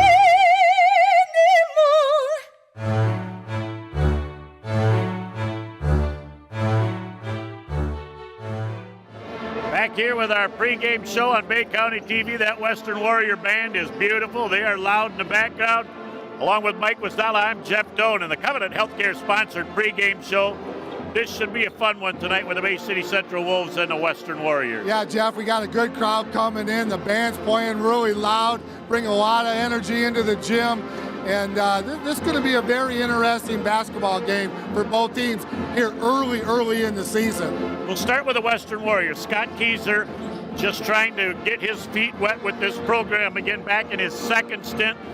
He has got Parker Rivard and he has got Nolan Zaluka, two people that he's going to have to lean heavily on. Yeah, those are two good quality players, Jeff. You look at Parker, long, lanky, about 6'8", so if he goes inside, they'll try to get him the ball, but I think he can also go outside, so that might cause a matchup problem for Coach Gilliam and the Central Wolves. Now, Zaluka's got a broken finger, so he's trying to fight through that right now. That's just an epidemic lately here out at Western. Yeah, McKenna Walker had a problem with her finger, but you just got to overcome that type of stuff, Jeff, and get it taped up, and hopefully it'll feel better as you get the adrenaline going and you're moving it all game long. Love watching this Central team. They play with great energy. Elias Ramirez is going to be the floor general for Central tonight. Well, he likes to burp it up from anywhere on the floor. He walks in the gym, he's in range, so you're going to have to challenge the Central Wolves on those long shots, Jeff, and when you're done challenging them, you've got to box out far, far away for those long rebounds. Brian Elder underneath will pose a good high-low threat for Bay City Central as well. Yeah, if you go inside, he can go inside. He's a strong enough kid. He can't go inside, he can't get something, he can burp it up outside to one of those guards to shoot. So that, again, causes a matchup problem on the other side for the Western Warriors. A big loss for Bay City Central. The president broke his foot a couple of weeks ago, and he's out for a while. Yeah, I saw him walking around the Career Center today, Jeff. So he was at a little hitch in his get-along. So when they get him back, it'll be a nice addition to the squad. This is going to be a really interesting game. Really going to tell what these teams are early in the season. There were stretches last year where Central had 5 freshmen and sophomore on the floor at one time in the varsity. So this is still a young club, but by next year they're going to be scary good. Well, both teams are really young, Jeff. Central is really young with a lot of sophomores. Garrett Sheridan is only a junior, so they're young, but they've got a lot of playing at the varsity level on both squads. At the varsity level in the Valley, if you can compete with young kids, you're just doing something right. It should be lots of fun. The adrenaline in this place is picking it up to a fevered pitch. We can't wait to bring you all the game action right after this as we conclude the Covenant Healthcare sponsored pregame show on Bay County TV. Where did this rash come from? Hold on, let me see. Could be bed bugs. Oh. Mom, Grant says I have bed bugs. Let's see what the doctor says. Introducing Covenant Virtual Care. Real-time video doctor visits, e-prescriptions, and follow-up. Now extraordinary care comes to you. See, it's just poison ivy. Smart advanced. Learn more at covenantvirtualcare.com. Oh, say, can you see by the dawn's early light what so proudly we hailed at the twilight's last gleaming, whose broad stripes and bright stars through the perilous fight o'er the ramparts we watched were so gallantly streaming, and the rockets red glare, the bombs bursting in air, gave proof through the night that our flag was still there. Oh, say does that star-spangled banner yet wave o'er the land of the free and the home of the brave? Spencer Mulgrew. Another senior at 6'2", number 12, Marcel Pulley. A 6-foot junior, number 22, Elias Ramirez. 6'2" senior, number 34, Cameron Freeman. And a 6'4" junior, number 50, Brett Byer. The coach of the Wolves, Mr. Devon Gilliam.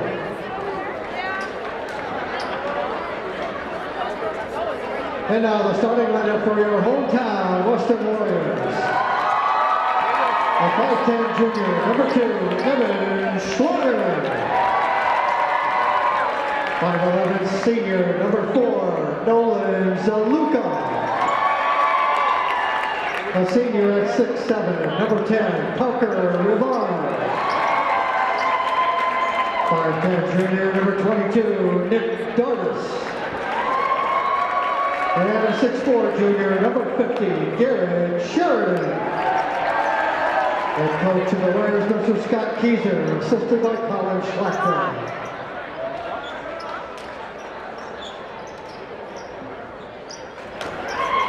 Here we go, ready for action.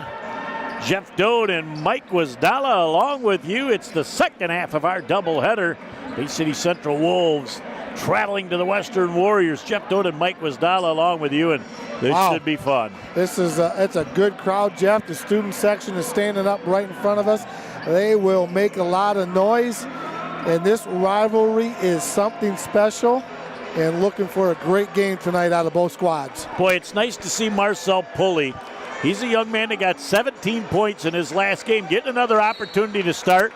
He's one of my neighbors growing up, and I taught this kid a whole lot about basketball. I'm going to be glad to see how it transcends into the game. I hope he didn't listen to you. He scored as much in one night as I scored in a month. So here we go with the start of our ball game tonight. The Bay City Central Wolves onto the offensive set as they try and go underneath to Marcel Pulley. And it was just off the mark, but Central gets their hands back on the ball. Moultrup sends that ball into the corner. Nice job going to the hole. Look at Byer going up for the loose change, but big country Sheridan down there with his hands straight up with a little verticality, knocks the ball out of bounds. You know, Jeff, we haven't seen these kids in basketball uniforms in a year. Every one of them, they've looked good. They put on some muscle, and they filled out nicely. Pulley with a wide open three ball just off the front iron. Look at the great rebound that time by Nick Dardis. Dardis looking underneath as the little fadeaway shot is missed on the play by Evan Schlatter. And Ramirez pulls up for his first three ball, double iron it out. Parker Rivard with the first of many rebounds that he'll get tonight in this game. They're going to burp it up outside, Jeff. You got to box out long for those long rebounds. There's a big matchup between two big fellas right there. Both number 50s. Nice drop step by Sheridan. Moultrup gets the ball down. Pulley gets that ball underneath as they flip it back. And Moultrup thought about the three ball, and they send it back to Ramirez. Dardis on him as their 22s are matching up. The 50s are matching up. It's all fun. Nice little left hand as the rebound comes down, and Sheridan gets it as the ball went through the hands of Parker Rivard. Yes, we are. The big fella Sheridan from outside lets that fly. Can't get the deuce to drop. At the other end of the floor, look at Pulley going strong to the hole. He gets dropped down to the floor, no call, as they're going to let these kids play basketball early on. It's Valley ball right down there, Jeff. The referee's going to let them play. Valley basketball's physical. Nolan Zaluka dribble penetrates to the hole, puts up a shot, and that's off the iron. Ball trip with a rebound. Elias Ramirez. Elias gets that ball back up top, and he's going to send that ball down. Pulley wide open for a three ball. That's off the mark. He fights for his own loose change, and I believe they're going to get a reach-in foul on Parker Rivard. That'll be Parker Rivard's first team foul, number 1, Jeff, for the Warriors. Substitution coming in for Bay City Western, number 44, Aaron Norfleet, number 14, Kyle Keyser, the freshman, coming off the bench for the Western Warriors. Boy, and they don't waste too much time. They want to get fresh bodies in there early, trying to keep people fresh. All right, they've decided on their group of 5 on the floor. Trying to move the ball around. Bay City Central's Freeman, number 32. Ramirez up top. Boy, he has really filled out in the last year. Yeah, he certainly has, Jeff. As they go underneath, now they go back out to Freeman. Big shot up and missed as Pulley fights for the loose ball. As Freeman's going to put that ball back over to Moultrup, wide open for a 15-footer on the base. Can't get that to drop. Nolan Zaluka with Ramirez slowing down his path to the hole. Great look underneath, and we're going to have a Freeman foul. As trying to get that ball to the hole is Aaron Norfleet. He'll get two at the line. Freeman with the foul, Jeff. Team foul number 1. Both teams pitching the shutout. 5:25 to go here in the first quarter. At the line for the Warriors, number 44, the sophomore, Aaron Norfleet. And there's the first point of the ball game. We've played over 2.5 minutes of our first quarter and finally have a point on the board as Nolan Zaluka is going to come off the floor for a minute. I think they just get a quick blow and they're going to get some people back on the floor for the Western Warriors. The tempo's pretty high right now, Jeff. These kids are getting up and down the floor and playing with a lot of energy right now. Norfleet with both ends. Elias Ramirez into the front court for Bay City Central. And look at the switch. Good hedge. Oh my. Freeman underneath trying to make a little drop step happen. That ball's halfway through the hole. He can't get it dropped. Norfleet with a big time rebound. As Moultrup has that ball tipped back away. Down the floor to Ramirez with the right hand from the left hand side. Kiss off the high glass for the deuce. Very unselfish play by Bay City Central. As Sheridan gets that ball down. Wide open in the corner for a 3-ball just off the mark.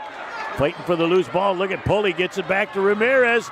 He has that ball tipped away, and it's going to go back over to Bay City Central as the Wolves looking to leak somebody out early here on the fast break. Good hustle by Keyser into the game for the Central Wolves. Number 50, or out is number 50, Bayer. In number 40, Brian Elder. As they'll exchange size for size there as both big drinks of water. There's a lot of humanity down there, Jeff. That is what the fun of it all is as that ball gets into park to Pulley. Ramirez is looking for an Elder screen. He's really filled out the last year, too. I mean, you look at all this. Pulley with a nice little flip down to Freeman. He tries to go up with a shot. He can't. Oh, that backside rebound by Moultrup was a thing of beauty. Ramirez, 28 feet from the basket, deep on the right-hand wing. Looking to roll off the screen from Elder. They send it back across the way to Freeman.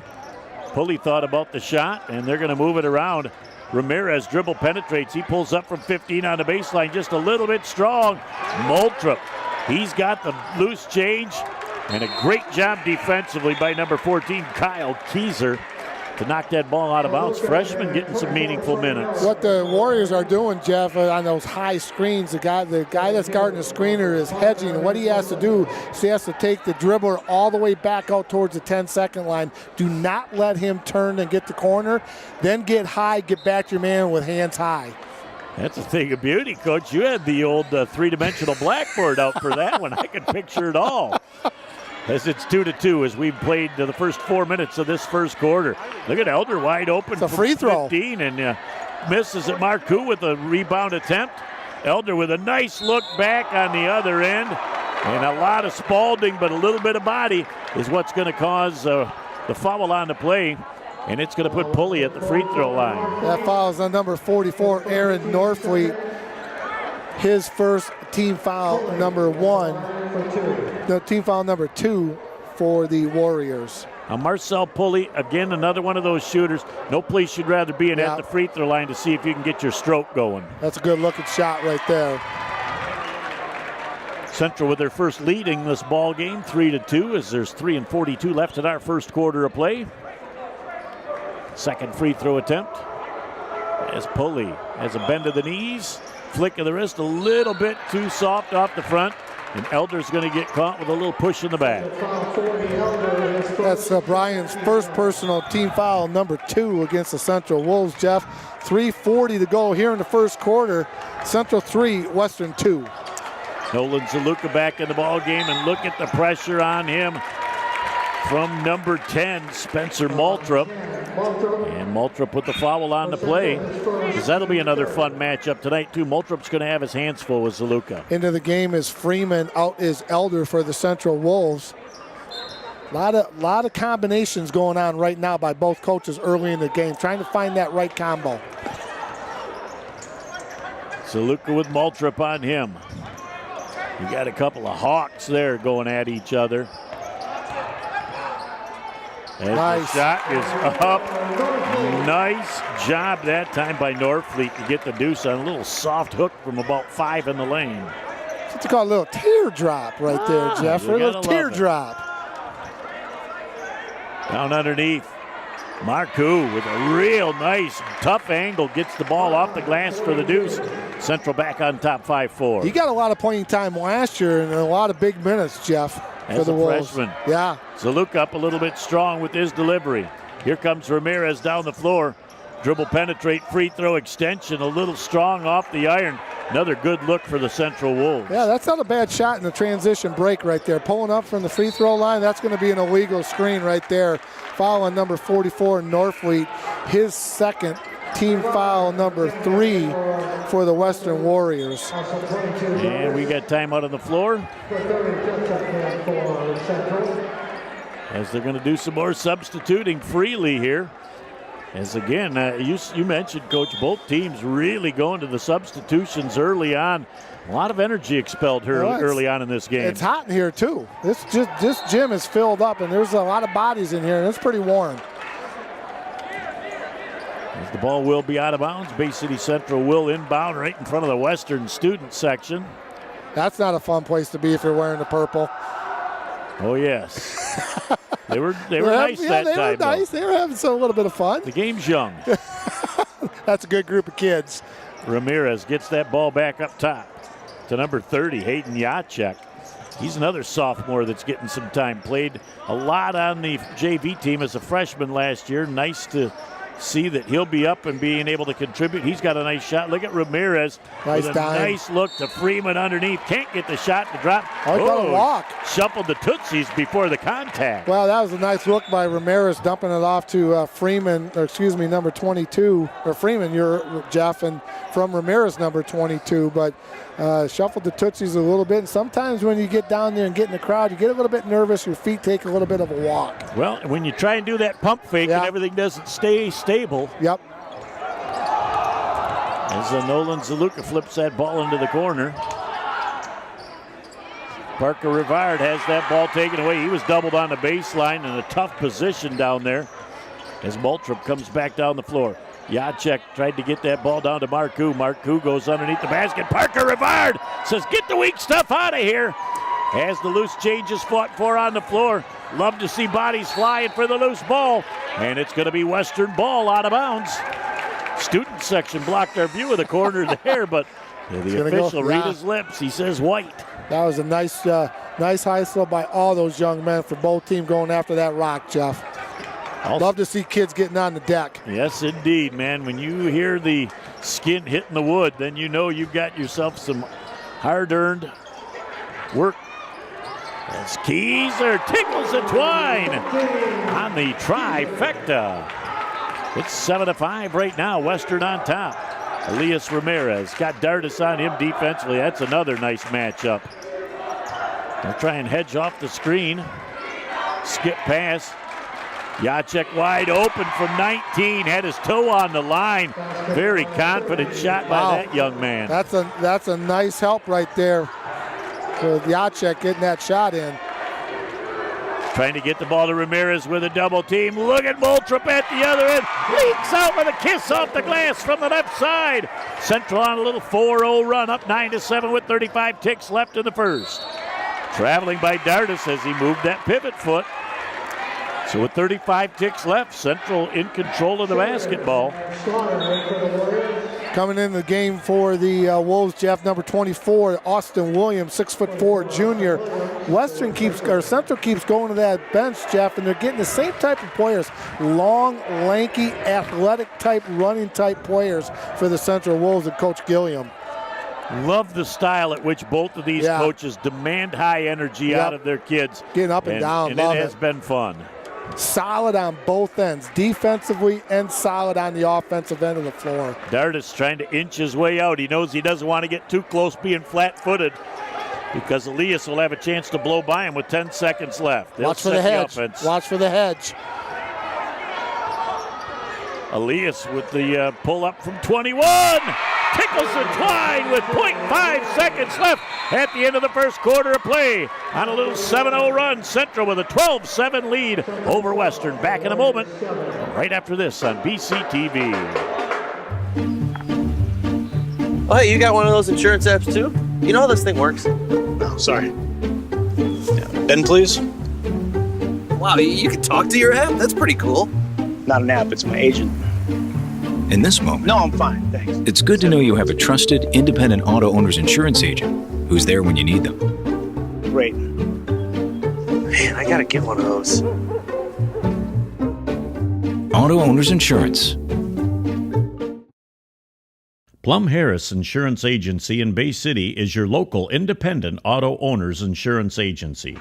Here we are back on Bay County TV looking at the Bay City Central bench as they talk things over to start the second quarter. Nice little run at the end of the first. Yeah, nice job by Central going up 12-7. Jeff, got to thank one of our sponsors that have jumped on board this year, our good friends from Village Towing. Want to thank them for their support. They got locations at 2377 South Huron and Colin, Michigan, and 706 State Street in Bay City. Jeff, nothing too big, nothing too small for Village Towing. They tow it all. And thanks to Michelle Cooper and the friends at Village Towing.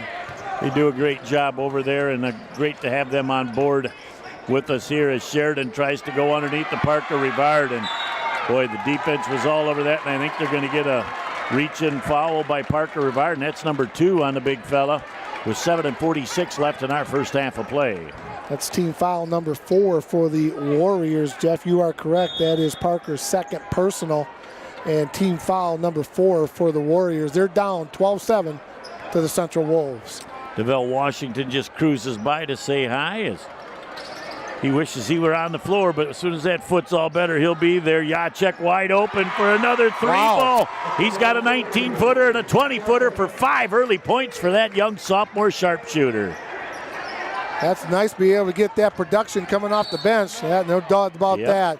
POE is what you told me early in the year, wasn't it? Point of emphasis. You will not be able to ride with that hand. They're going to get that early, and they're going to get that often.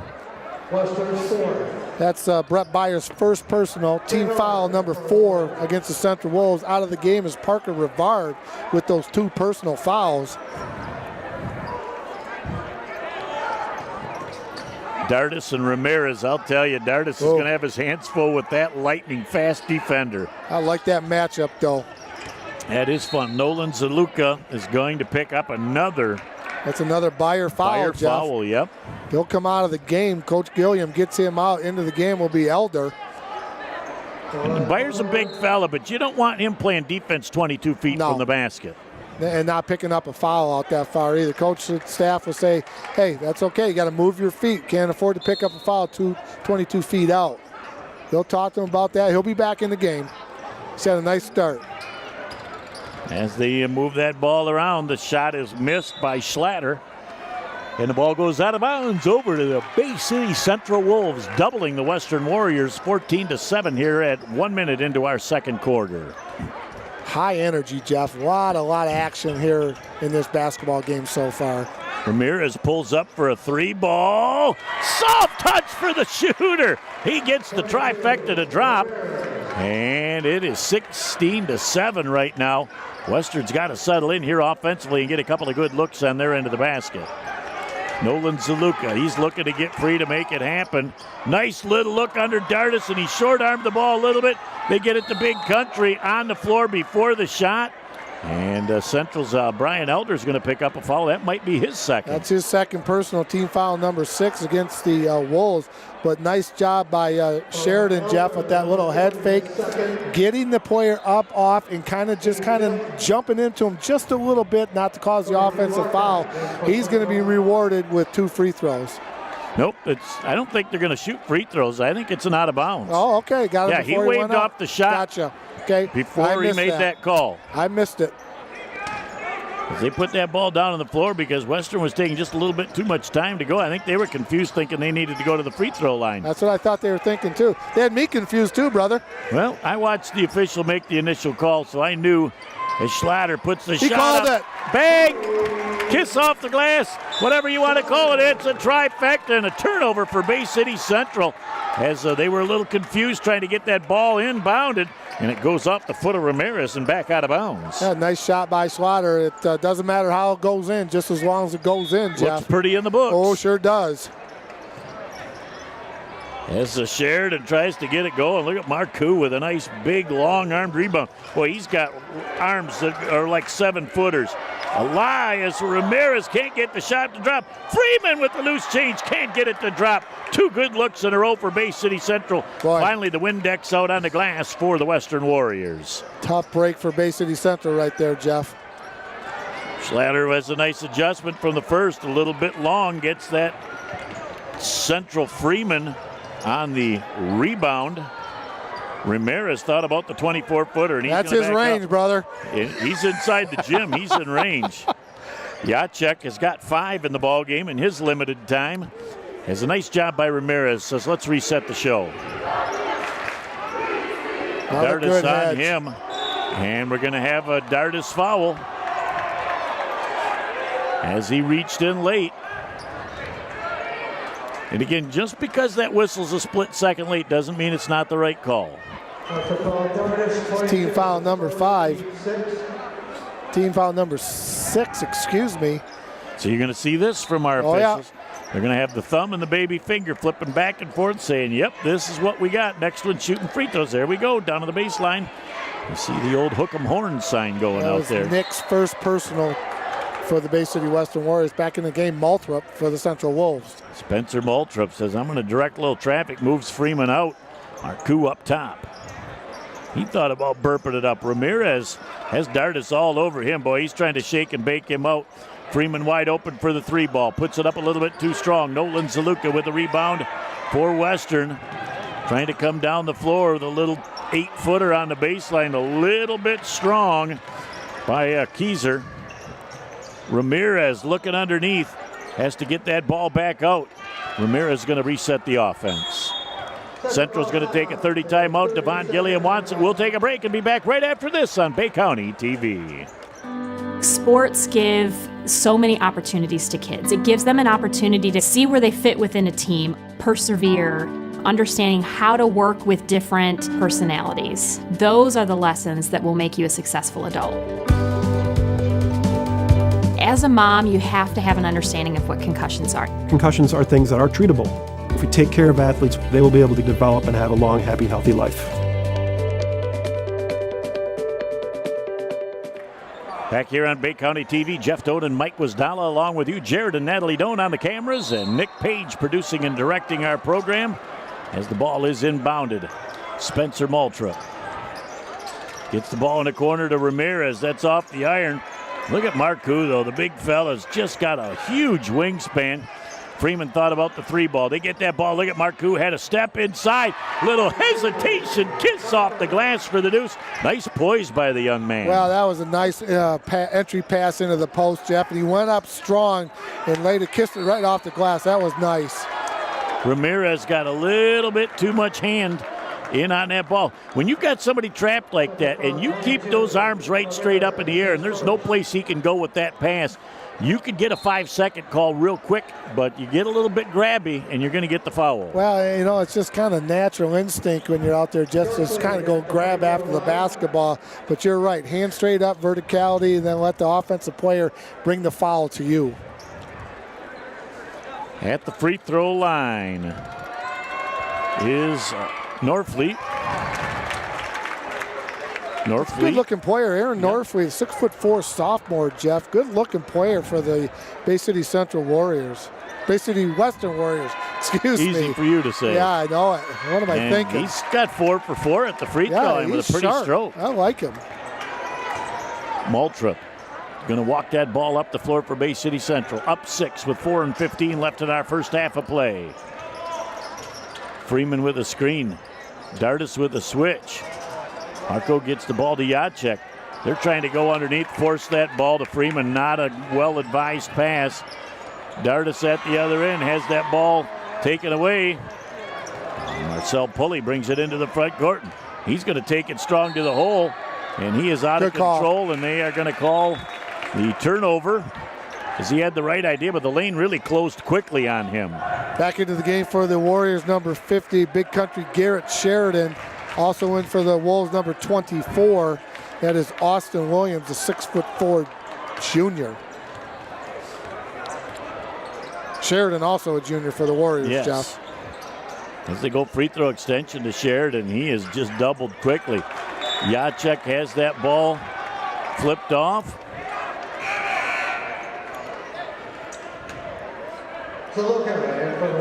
Zaluka back in the game for the Western Warriors, Nick Dardis.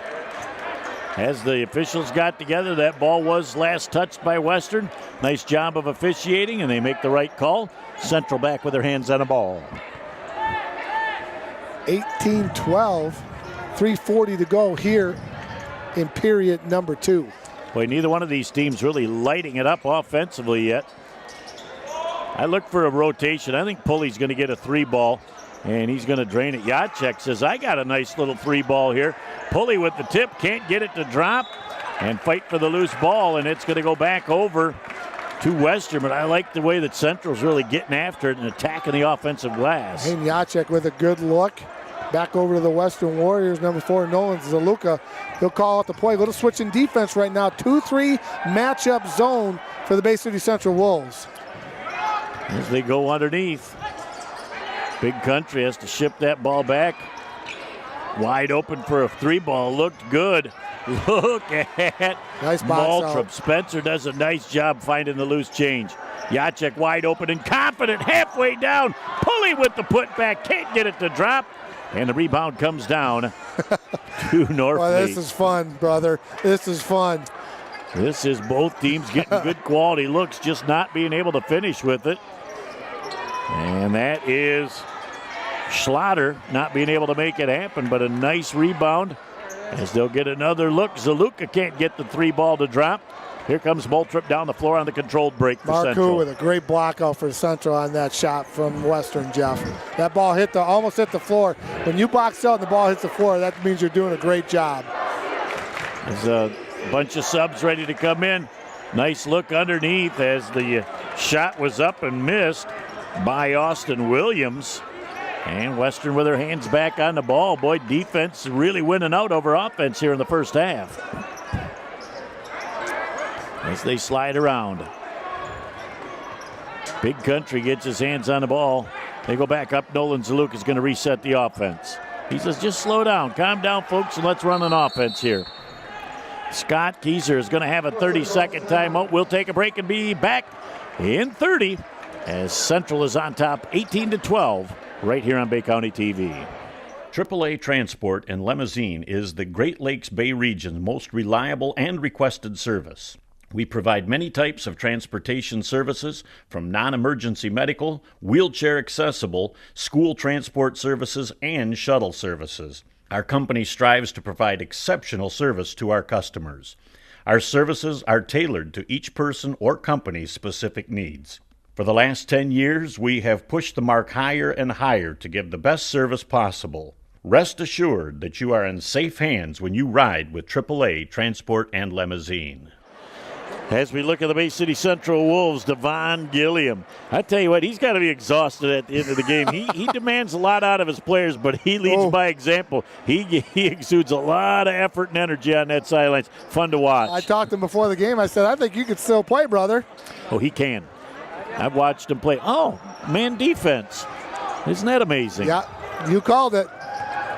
As Zaluka is going to go to the free throw line on the floor, no shot. As that foul was going to be, it's going to be a 1-and-1 though.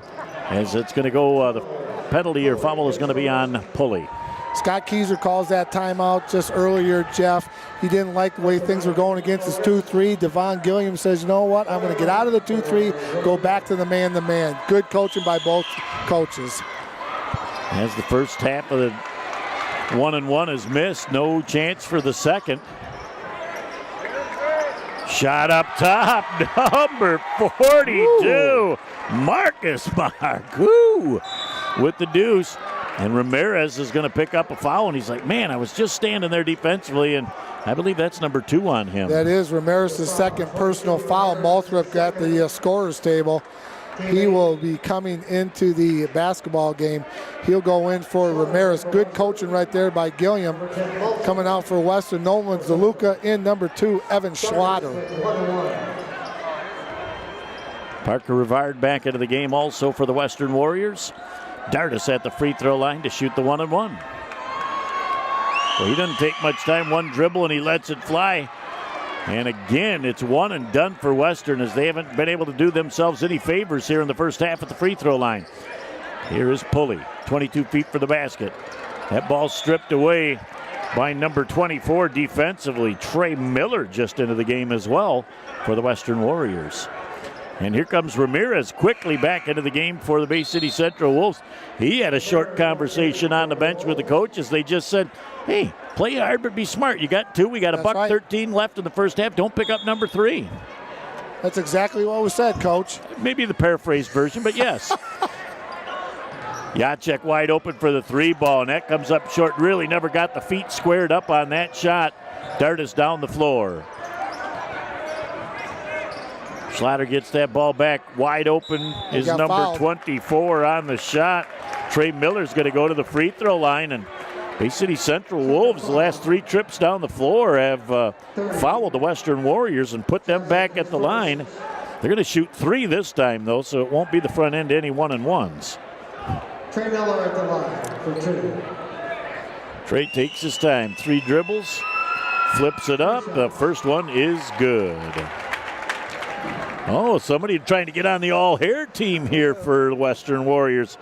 That's the student assistant coach, Jeff, Jack Fallardo.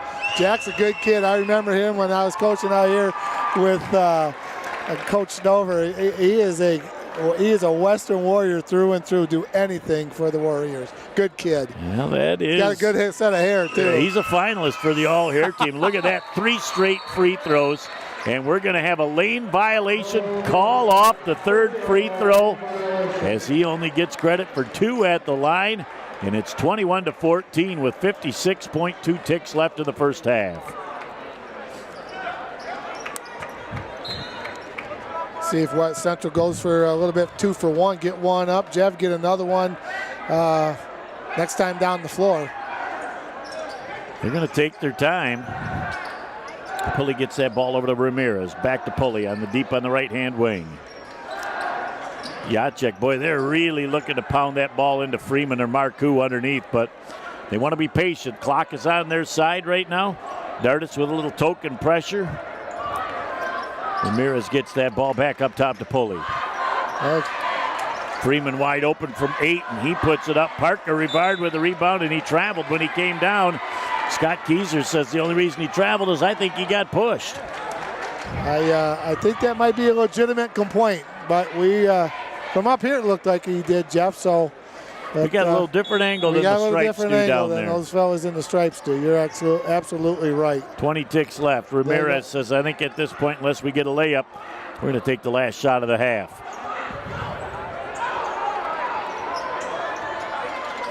Ramirez, he's doubled up top. Nice job that time by Schlatter to go with Dardis. Underneath, Freeman is rejected by Parker Rivard again. And at the end of our first half of play, our score, the Central Wolves 21 and the Western Warriors 14. We'll be back in just a minute with a Plum Harris Insurance-sponsored halftime show right here on Bay County TV. In 1916, Warren Miller chose Auto Owners Insurance for his new car. In 1947, his son made the same choice, as did his grandson in 1979. And today, his great-granddaughter did the same. As we reflect on where we've been, we're grateful to our independent agents and to those who put their trust in us, and to the generations who will. Auto Owners Insurance. Plum Harris Insurance Agency in Bay City is your local independent auto owners insurance agency.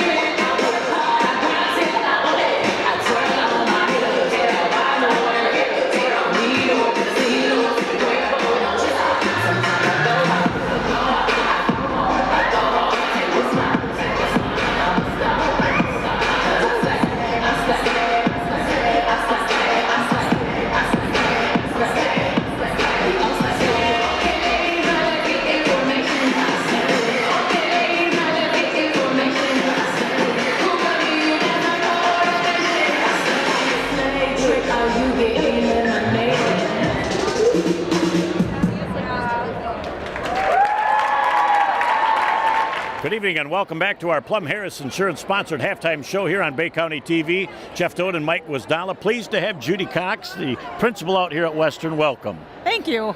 Thanks for being here. Judy, good to see you. Good to see you. Thank you. Always a pleasure to come out to Western. We'll start by talking about a 5-0 girls basketball team and the excitement that they're creating early on here. Yes, they have been so exciting and very proud. It's a nice team. They have good senior leadership that's leading the younger players, but they've been awesome. Judy, let's go back a few years. How many years have you been at Western? I know you were at Washington Elementary for a few years. How many years at Bay City Western? This is my 5th year. So, yep, my 5th year at Western. Enjoying every minute of it? I love high school and I love Western. It's big fun here. Tell us a little bit about what's going on out here, on the court, off the court, extracurricular. I know there's always something going on out here at Bay City Western.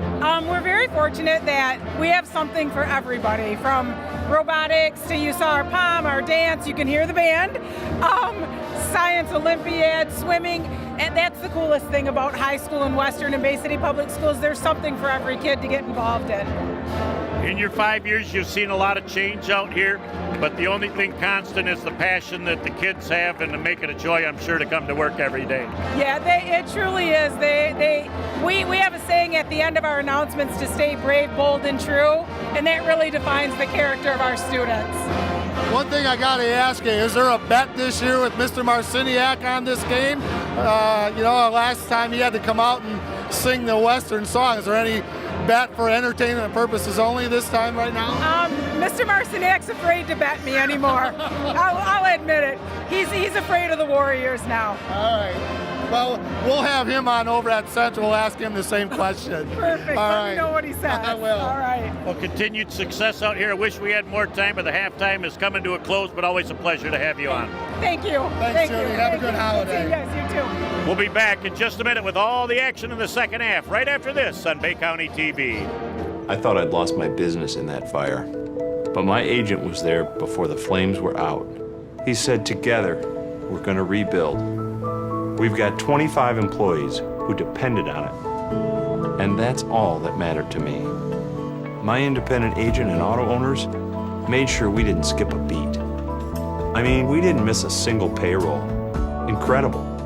For whatever lies ahead, we're always there. Auto Owners Insurance. Plum Harris Insurance Agency in Bay City is your local independent auto owners insurance agency.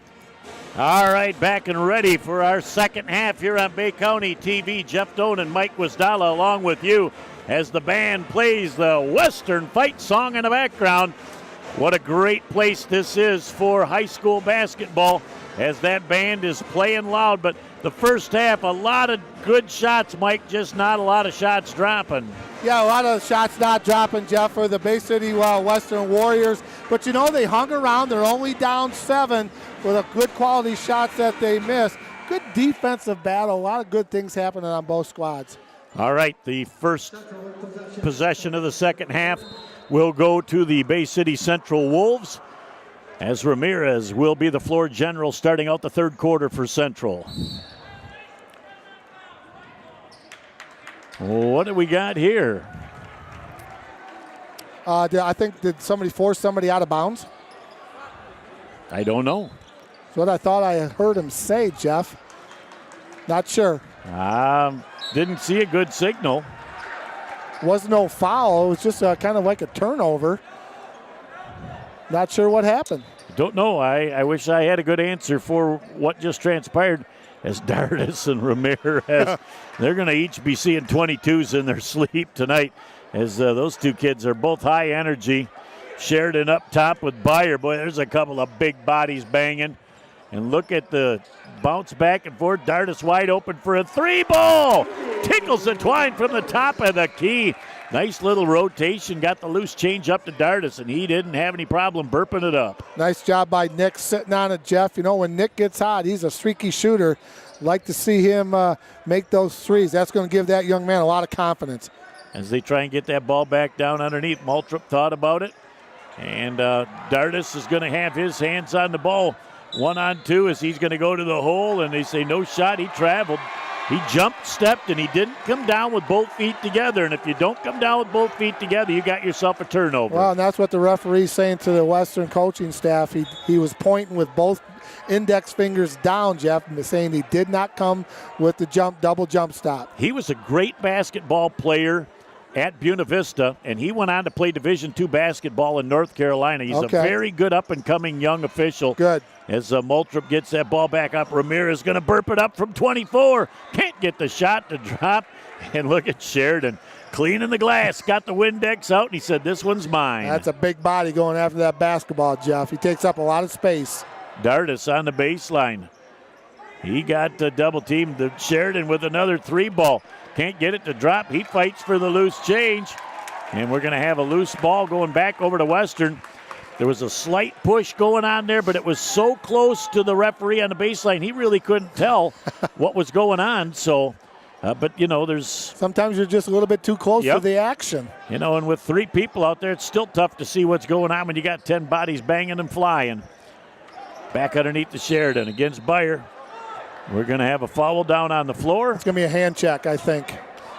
I think they're going to get Beyer. Yeah. And we're going to see Elder coming into the game for him. I think that might be 3 on Beyer. That's 3 on Beyer. Team foul number 1 for the Bay City Central Wolves, Jeff. Bringing in some length right now. Elder into the game along with number 42, Marcus Marcoux. 6'6" and 6'5" coming into the game for the Bay City Central Wolves. It's amazing how they can push a button and they can bring out, a 6'1", 6'2" range and come with 6'4", 6'5". Going to be another foul on the Bay City Central Wolves. Garrett Sheridan, nice cut to the basket, Jeff. Nice, strong, hard cut to the basket, asking for the basketball. 3 on Elder, I believe, now, too. Yeah, you're correct. That's Brian Elder's 3rd personal going to the line for the Bay City Western Warriors. Garrett, a big country Sheridan, makes the first one. That's his first point of the night. Boy, I'll tell you, between him and Parker Rivard, there's a couple of big pair of shoes down there, too. I know Parker's in the size 14 already. You don't just go to any shelf and pull off 14s. No, those are special made, I think. Boy, it's a 2-point ball game now as Western's come out with a little 4-0 run to start the 3rd quarter. Little crossover dribble. Look at Pulley going to the hole. How about that Spencer Moultrup? Man, that was a nice dime right there by Moultrup. Wasn't much room. He threaded the needle right there.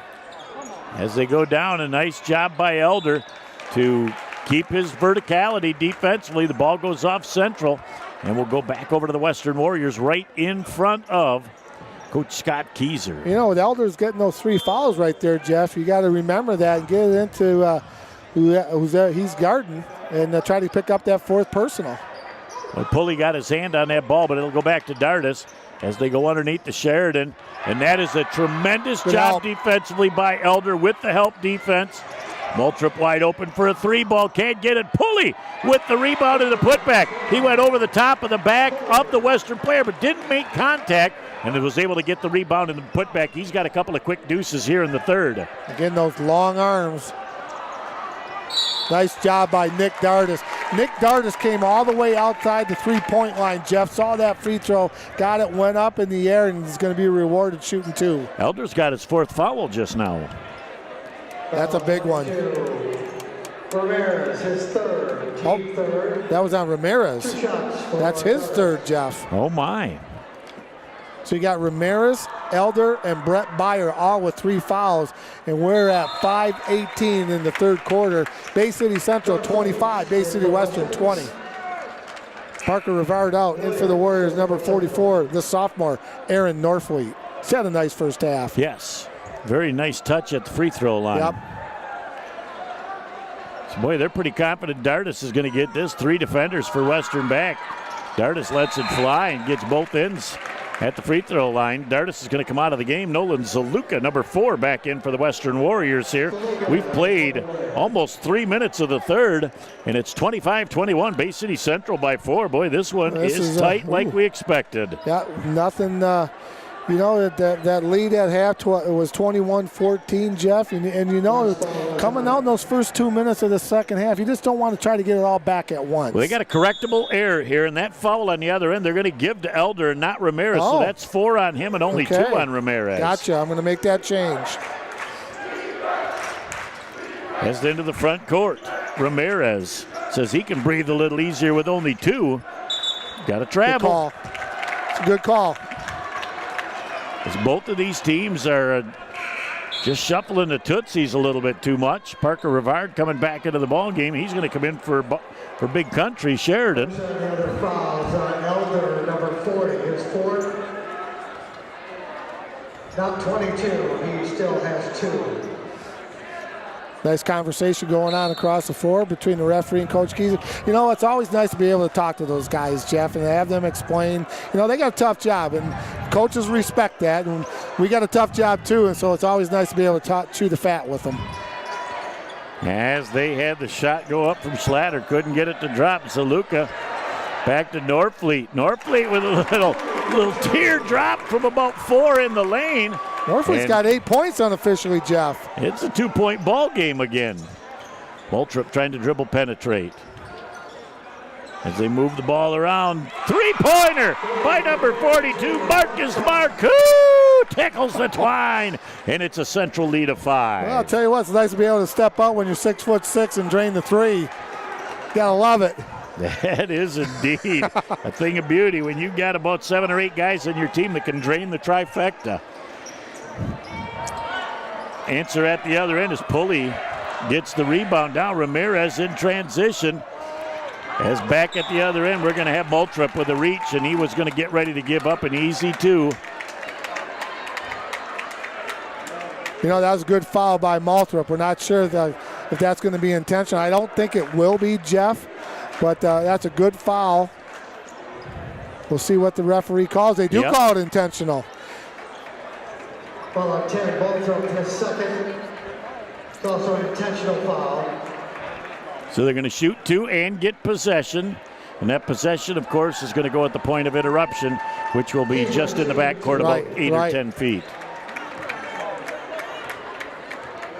But Coach Keyser was talking to the ref, and the ref just says, let me make my call, then I'll let you know what it's going to be. And he called an intentional foul. Good call by the referee. I understand what Moultrup was trying to do, but that's an intentional foul. Keyser at the free throw line. Lets them both fly. Boy, he doesn't need anything but a little bit of twine at the end of that shot. Great confidence in that young man. That kid's a gym rat. I remember when I was coaching out here a few years ago, he was in the gym all the time, shooting free throws and working on the shot with Dad. Well, when you got a freshman stepping to the line to hit a couple of big FTs, and he drains them both, that is something for a 9th grader. Moultrup with a reach in. That's that's Spencer's 3rd personal foul. Blair hasn't played in a few years. Yeah, I know. That's a big family. I knew Blair when I was growing up. Oh, yes, great family. Yep. As Rivard comes back out of the ball game, Sheridan in. Well, you got to get that ball over Marcoux, and that's no easy task. That guy's got a wingspan to end all.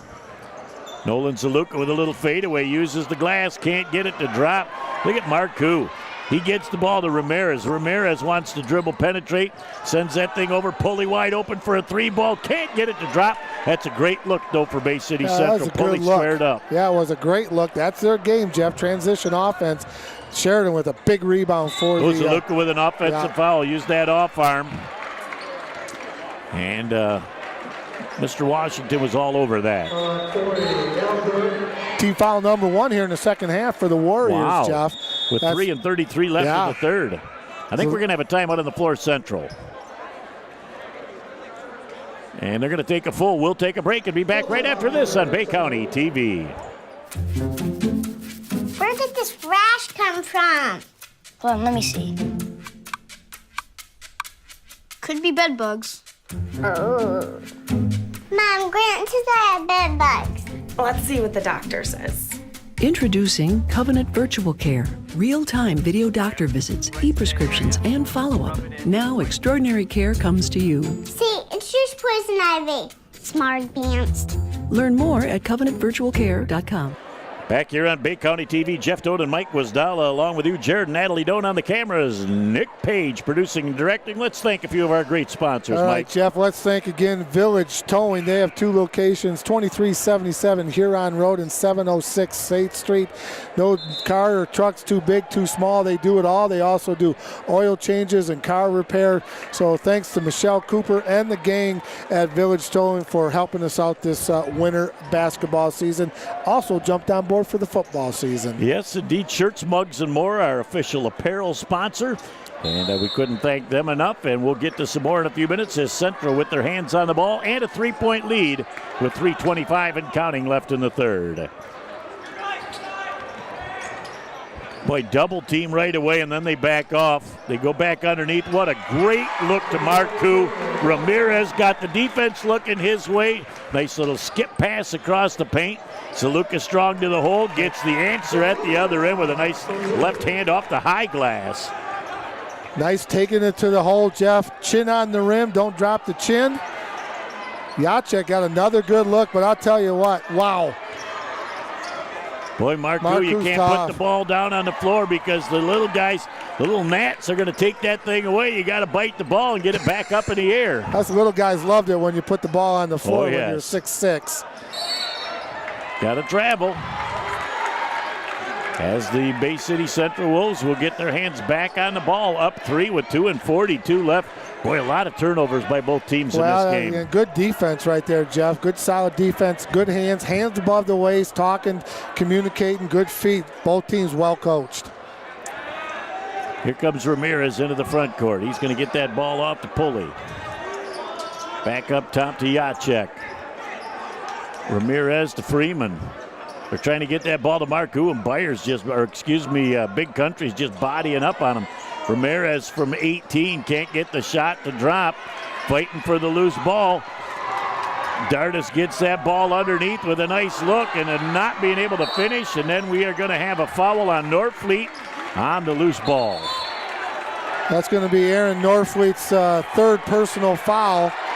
That'll be team foul number 2 against Bay City Central. And the referees are going to talk about this one. Norfleet got a little chirpy. I do not know if he got teed up or not. I don't think he did. I think it's going to be out of bounds underneath the basket for the Bay City Central Wolves. I think nope, they're not going to give it to him. I thought he mentioned motion for a technical over there.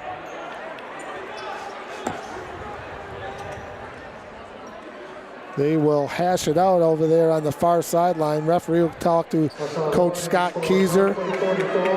Good substitution. Parker Rivard back into the game for Norfleet. Good move by Coach Keyser. Get him to calm down a little bit. He can't lose his cool. It's too close a ball game. Can't afford to give up possessions. Yep. Good job by good substitution.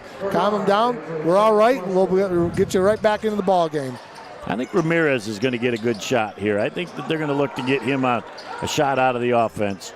Wide open for a 3 ball. Tickles it wide. Who made that shot, Coach? Ramirez with a big 3. At the other end, trying to get the answer. Rivard with a rebound and a putback in traffic.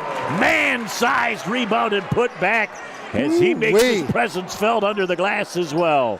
Keeping this a 4-point ball game. Jacek gets that ball back up top. Marcoux gets the ball back over to Pulley. Ramirez, he wants his hands on the ball. He's starting to feel it. He's going to reset the offense. He's got patience, but you know he's ready to put a move on and to finish. As they put that ball to the outside, it's only team foul number 3, so are they going to call that a shooting foul, or I hope they're going to be out of bounds? I think that foul is going to be on Garrett Sheridan, his first personal team foul number 3. I thought it was going to be called on Rivard, Jeff, and if it would have been on Rivard, that would have been his third, but Garrett Sheridan picked up his first. That's a big break for the Bay City Western Warriors. Marcoux on the inside with a lefty off the glass. That young man's got a nice touch. Yes, he does. Well, when you got a wingspan like that, it doesn't take very much to get that thing up and off the glass and in the hole. Another shot missed. Look at Parker Rivard. Dardis with an 18-footer. Can't get the shot to go. On the other end, Marcoux just playing great defense, and the ball goes back over to Bay City Central. The Central players are doing a much better job of that verticality defense and making the offense make the mistake. Yeah, and good foot movement right there, Jeff. Good defense on the baseline. Use the baseline as an extra defender. They're going to move that ball around, too. I think Pulley's ready for a shot here out of the offense real soon, as Ramirez wants to take Dardis to the hole. Now he gets rid of the ball. Back up top to Jacek. Like the way the Central kids are getting in that triple threat position when they catch the basketball, Jeff. Boy, Ramirez just has that Duncan yo-yo on a string called a Spalding. And now he's going to try and work off a Pulley screen. Dardis is doing a great job defensively. Yeah, he is. Yeah, he is. And Jacek going back up top. Pulley gets that ball to Ramirez, trying to shake and bake. And we're going to have Dardis with a foul.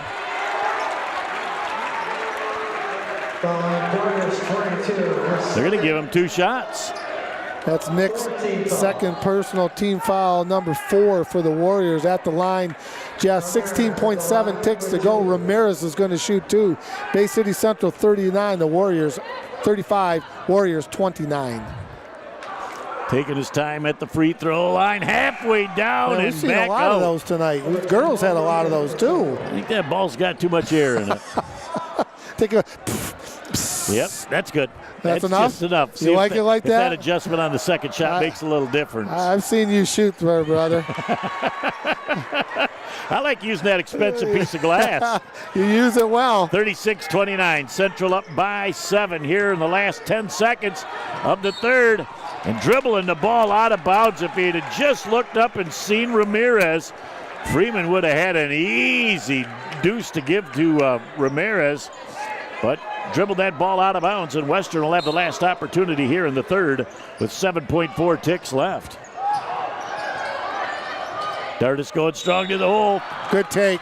Freeman is going to be called for the foul with 4.3 ticks left. And boy, there's a lot of fouls being called here in the third quarter. I think the officials trying to keep this game under control. Good take by number 22, Nick Dardis, Jeff, the junior. Taking it to the rack, went with some authority, got fouled, going to be rewarded, going to shoot 2. Nick not only does it on the basketball floor, Jeff, outstanding baseball player for the Western Warrior baseball team. Catcher. First one again, double iron, can't get it to drop with 4.3 ticks left. They say Nick's not going to miss 2 in a row. We're going to back up and play some D. It's taking a little more time right now. Just still that single dribble. Same shooting rhythm. Great result on the second. 6-point ball game with 4.3 ticks left. Ramirez to Pulley, lets it fly from downtown. At the end of 3, it's 36-30. Central up by 6. Back in a minute for the final 8 minutes after this on Bay County TV. I thought I'd lost my business in that fire, but my agent was there before the flames were out. He said, together, we're going to rebuild. We've got 25 employees who depended on it, and that's all that mattered to me. My independent agent and auto owners made sure we didn't skip a beat. I mean, we didn't miss a single payroll. Incredible. For whatever lies ahead, we're always there. Auto Owners Insurance. Plum Harris Insurance Agency in Bay City is your local independent auto owners insurance agency. Back here on Bay County TV, there's the voice out here at Western as well as Northwood. That is Dick Harmon, and he is truly a special individual. Yeah, he's a great man, Jeff. Had a nice conversation with him before the game. Want to thank a couple more supporters, both booster clubs, Bay City Western, Bay City Central. Want to thank Judy Cox and Tim Marciniak and Dr. Bigelow, the new superintendent here in the Bay City Public Schools, for their support and helping us out this year. Couldn't do it without them. Indeed, some of the great people, along with AAA Transport, Covenant Healthcare, and Plum Harris Insurance Agency, and then Village Towing. And Village Towing, what a great group. And the official apparel provider, Shirts, Mugs, and More, located in beautiful Essexville, Michigan, on the corner of Center and Sharman. As the ball gets into Dardis. And again, I like watching those two kids go at each other. Elias Ramirez on him defensively. Nice job by Freeman. Good hedge. The hedge out, double team. They get that ball into the corner. Norfleet nearly traveled. Get it back to Dardis. Nice look under the Rivard for the deuce. It's 36-32. Rivard just with a nice presence around the basket. Kissed it off the glass and got the deuce. Nice look from Dardis too, Jeff, on that penetration. Little set shot, trifecta. Marcoux on the trifecta. His own set shot from the corner, deadly accurate. 16 points unofficially for the big fella. He got a sweet shot inside and outside, Jeff. Now they get that back. Ramirez is going to go finish at the hole. Dardis is going to foul him, and he's going to go to the free throw line. Excuse me, that is Nolan Zaluka.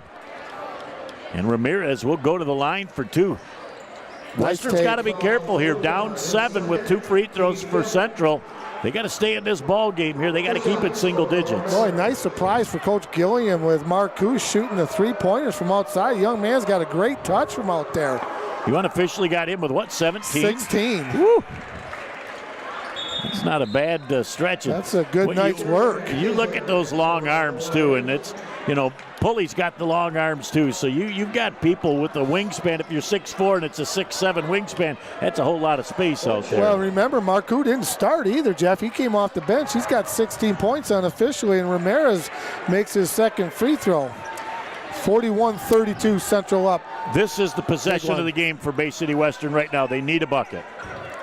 Let's see what Coach Scott Keyser uses. They go underneath, and Pulley read the eyes and knew exactly where that was going. Ramirez pulls up for 3 at the other end. Tickles the twine on a trifecta. Keyser's going to need a timeout. We'll take one as well. Central 44, Western 32. Back in a moment on Bay County TV. Ow, ow, ouch!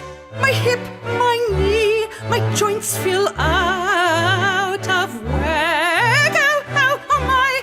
The pain, I can't take it anymore.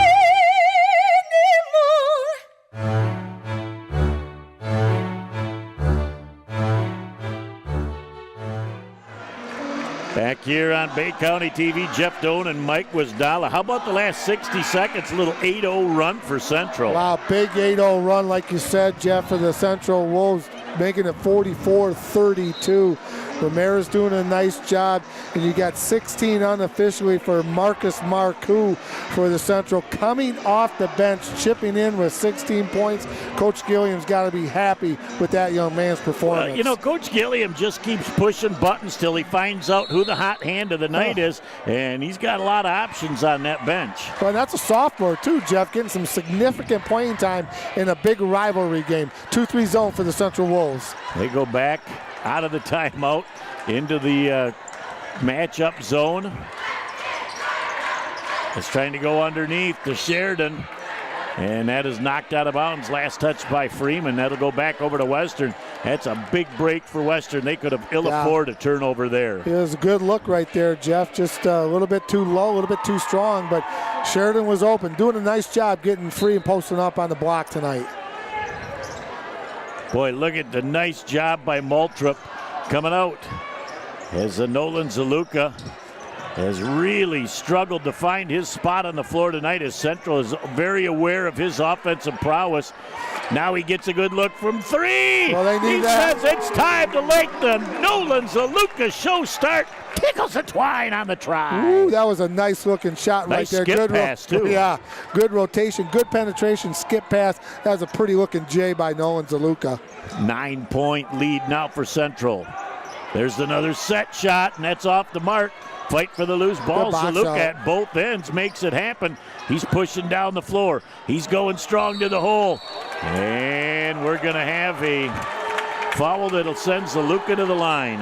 That's a foul on number 42, Marcus Marcoux. His first personal, team foul number 6 at the line for the Warriors. Nolan Zaluka to shoot 2. Zaluka all by himself. If he makes both of these, could be a little 5-0 run for Western. First one a little strong off the back iron. Got that adrenaline going. Oh, yeah, he's got a nice game tonight, Nolan has. Big free throw right here. Get it to 8. It's much better. Look good. Good rotation. 3-possession game. Moultrop's going to walk that ball up real slow over the timeline, directing traffic. He wants Ramirez up top to run the offense. Freeman, who's been kind of quiet tonight too, normally a pretty proficient scorer. Moultrop trying to dribble penetrate, and we're going to have a little hand check.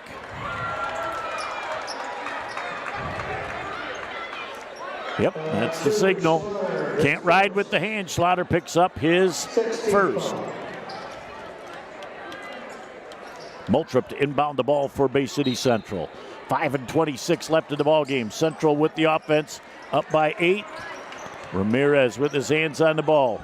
Pulley wide open to Marcoux in the corner. Halfway down, can't get it to drop. And a fight for the loose change. Marcoux is going to hit Schlatter. And that's going to be free throws at the other end. Yeah, that's just he was trying to tip the ball up, Jeff, and just, and then really nice sportsmanship right there by Marcoux and number 2, Evan Schlatter. They swapped hands, and Marcoux said, "Hey, dude, man, I'm sorry, I didn't mean that." And he goes, "It's all right, brother, we're good." He knew there was no intent there. We're cool. Let's rock. We're going to play. That's what you like to see. Schlatter at the free throw line for the first one, can't get it to drop. And Western's left a few points at the free throw line tonight. Freeman gets that ball to Pulley. Pulley thinking about it, and he burps it up from 20. A little bit too long. Devon Gilliam said that's too quick in the offense to let that one fly. As they got a double team on Zaluka. And Ramirez probably going to get caught for the reach-in. Referee's going to decipher who this is. That's going to be against Moultrop, Jeff. That's his 4th personal. Team foul number 9 for the Central Wolves. Dardis back in for Western. Jacek in for the Bay City Central Wolves. Got to make those throws. They're huge at this point in the ball game. Down 8 with an opportunity to make the front end of the 1-and-1. Nolan Zaluka, very, very good free throw shooter. Who do we got over here? Brian Elder. Oh my, very interested party. State representative Brian Elder. Second free took throw. Charlie Brunner's place, if Yes. I'm not mistaken. As both ends of the free throw are good. Don't look now. Western on a little 6-0 run. Cut that 12 down to 6. And with 5 minutes left in the game, we got a lot of basketball yet to be played. Good defense right now by the Western Warriors. That's what's got them back in this basketball game. They want to move that ball around. Moultrop's trying to get that ball under to Marcoux. Jacek from way up top. Good lets that out. fly, and that's a little bit short. And maybe out of the range that they would normally like to make that shot. Zaluka trying to dribble penetrate. Gets out of the double team, sends it back up to the top to Keyser. Zaluka for a 3-ball. He's feeling it. I think Devon's going to get a timeout. As he turns right around on cue and says, "I need a timeout, baby." We'll take one as well. It's a big run for the Western Warriors, pulling back with a little 9-0 run. With 4:17 left, Central by 3. Back in a minute here on Bay County TV. You're up. There's an old saying, you can never have too many officials. The age of the average official is 52 and getting older all the time. We're constantly recruiting new people, younger people to join us. After you register with the MHSAA, look on the website to find an officials association near you. They'll put you in a position to succeed as an official. We all learned a lot from high school sports, and officiating is a great way to give back to the game. There's help wanted, just whistle. Touchdown, Champions. Back here on Bay County TV. Coach, you got the abacus out. Talk about this last Western run. I'll tell you what, a little 9-0 run by the Bay City Western Warriors. Jeff got them right back in this game. 9-0 run with some stellar defense, some good rebounding, and making a couple free throws got them back in this game right now. Boy, I'll tell you, we talked about their possession down 12, that it was essential that they score. Well, I don't know if anybody thought they'd come with 9 unanswered. Very interesting to see. And Coach, you taught me this. What play does Central run out of the timeout? What does Coach Keyser try and do to stop it defensively? Yeah, the way he's been playing defense, they're going to stick with that man-to-man. But Coach Gilliam probably has a set play right here coming out of that timeout for Ramirez. I think Ramirez is going to dribble, penetrate, and dish. Got an over and back.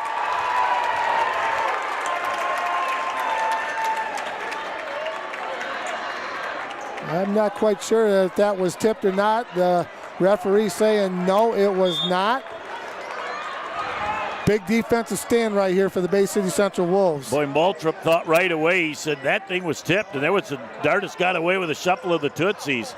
Trying to go baseline, halfway down.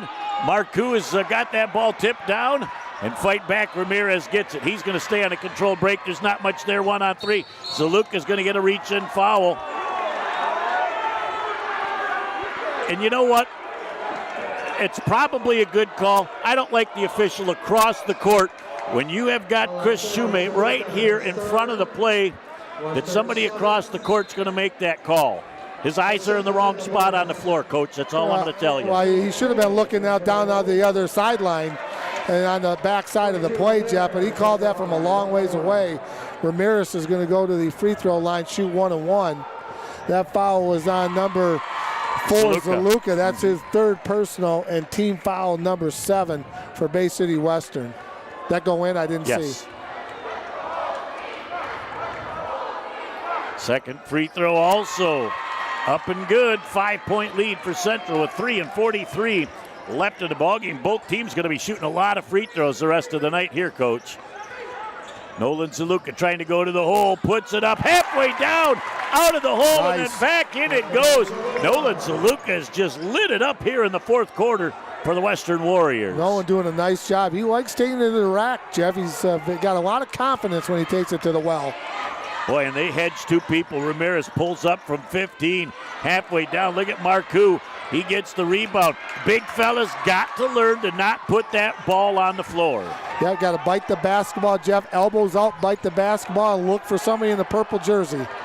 Don't look now, but with a trifecta, Western ties this basketball game. Nolan Zaluka going on the baseline, can't get it. Look at the backside, rebound by Norfleet. It was all ball. At the other end, Ramirez with a little soft lefty, kissing it off the glass. That's a big turnaround in this ball game. Wow. Coach Keyser's going to take a timeout. We'll take one as well as we take it for a moment and be back for the last 2:41 right here on Bay County TV. AAA Transport and Limousine is the Great Lakes Bay region's most reliable and requested service. We provide many types of transportation services, from non-emergency medical, wheelchair accessible, school transport services, and shuttle services. Our company strives to provide exceptional service to our customers. Our services are tailored to each person or company's specific needs. For the last 10 years, we have pushed the mark higher and higher to give the best service possible. Rest assured that you are in safe hands when you ride with AAA Transport and Limousine. Back here on Bay County TV, there's Devon Gilliam, and boy, he's worked up a lather tonight. The energy he's put forth, so Scott Keyser. Well, you know, this is the typical Central Western games, Jeff. Kids are playing hard, coaches are coaching hard, crowds into it, you know. And as a coach and as a player, these are the type of games you just love to play in and love to coach in. A lot of fun. Well, you know, and if another player missing today is DeQuez Weathers. If he was not rehabbing his knee, he'd be out there having a little fun. Another very athletic body that Devon Gilliam has at his disposal. Zaluka lets the trifecta fly, and the rebound comes down to Marcoux. Into the front court they come. Ramirez is going to screen off so that Marcoux can get it. And we're going to have a foul on the play, and Big Country Sheridan, the big fella, can't be doing that. He can't be playing belly up and hand up on him at 30 feet from the basket. Yeah, going to the line for the Central Wolves, number 42, Marcus Marcoux. He's going to shoot a 1-and-1. But he doesn't take much time burping it up. He does have very nice touch for a big so, fella. Everybody's got a different rhythm. They do a different routine, and his is just bounce it, get it, and get it up there as fast as he can. That's 18 points for him unofficially tonight. It is. Central on a little 4-0 run now as Dardis gets that ball back up to Sheridan up at the top of the key. Keyser, the freshman, dribbles on the left side down to Dardis deep on the left-hand wing. Sheridan is stuffed by Marcoux. And we're going to have a jump ball, the alternate possession the other way. I'll tell you, Marcoux was in perfect position, verticality, got his hand. It said Spalding on the front of his palm. He got all ball. That was a nice call by the official. That was a good call. I like the way Garrett Sheridan's playing, though, Jeff. He's going with that, trying that little baby hook and stuff. Next time, go up and duck underneath for the layup. I look for Central to take a little time off the clock here and see if they can get a nice backdoor cut. And that's exactly what they're looking to do as they roam around. We got a timeout. Devon Gilliam says, I don't need a 5-second call there. And he's going to set something up where he's going to take a little time off. Coach, we're going to keep it right here during this timeout and talk a little strategy with $1:40 left in the ball game. Well, Jeff, you're only down 7, and you're going to, if the next couple fouls for the Warriors are going to put them in double secret probation, next one for the Wolves will be double secret probation. So coach is going to go in there and say, look, if we're going to take some time off the clock, the first thing we got to do is we've got to take care of the basketball. Who is Western going to focus on? They're going to focus on Ramirez. So, he might not even touch the basketball. Everybody else take care of the basketball when you catch it. And with your Coach Keyser, you just got to play some solid defense. And if you're going to foul, you got to foul the person that you think is not the best free throw shooter for Central. There's Pulley. Keyser tried to take the ball away from him. Again, Western coming with some great defense. They tried to double in the corner, and Spencer Maltrup got a little excited. Look at the hands down there. Tim Marciniak just gobbles up the loose change down on the baseline, just like his old playing days. I'll tell you what, he had good hands, but he was a good shooter when I had him, coached him in high school, Jeff. He could fill it. Well, that tells you something about how many years you've been around, Coach. Too many. Here's a big possession for Western. They need points off of this possession. Keyser into the baseline. Nice job by Pulley defending him, taking away the baseline. Zaluka can't get around Maltrup. Big country with a 3-ball. Can't get it to drop. And Maltrup, look at him. He wanted this, and he says, all right, Elias, you can have the ball right now, and we're going to head into the front court. And they're going to foul him, and that will be probably, 9. Other than Marcoux, the only free throw shooter from Central you don't want to put there is Ramirez. That'll be team foul number 9 for both teams, Jeff. Number 44, Aaron Norfleet, his 4th. Team foul number 9 for the Warriors. At the line for the Wolves, Ramirez to shoot 1-1. 58.3 ticks to go in the ball game. Central up 50-43. A little bit strong as Norfleet gets the rebound. Parker Rivard back into the ball game for Western as well. Got to make something, call a quick timeout. Zaluka got hedged off. Long 3-ball. Set up, and look at Marcoux. Can't get to the rebound. I'm just going to block off the area so that nobody else can. Got to come up, pick him up, full court defense, try to get the turnover. Well, the next foul for either team is a double shot, so look at Ramirez. He's going to take his time getting into the front court. He gets there at the count of 7. And now they got to double team him to get his hands off the ball. And he gets rid of the ball into the corner. Freeman, you don't want to be there if you're Maltrup getting double teamed, and he's fouled on the play. And he'll go to the free throw line. That's Nolan Zaluka. 14, Keyser, first. Oh, they're going to call it on Keyser. That's his first personal, team foul number 10, Jeff. Central will be shooting 2 free throws the rest of this ball game. 28.5 to go. 50-43 Central with the 7-point lead. 2 free throws. Spencer Maltrup. Well, he's taking his time. He eyes it up, tests the wind, lets it fly, all cotton. The man's got a nice rotation, good shooting table. Got his routine. It's like I've said before, good putters and good free throw shooters have a routine. I do too. Putt it, follow it, and shoot it and putt it again. That's another one. Look at the shooter's touch.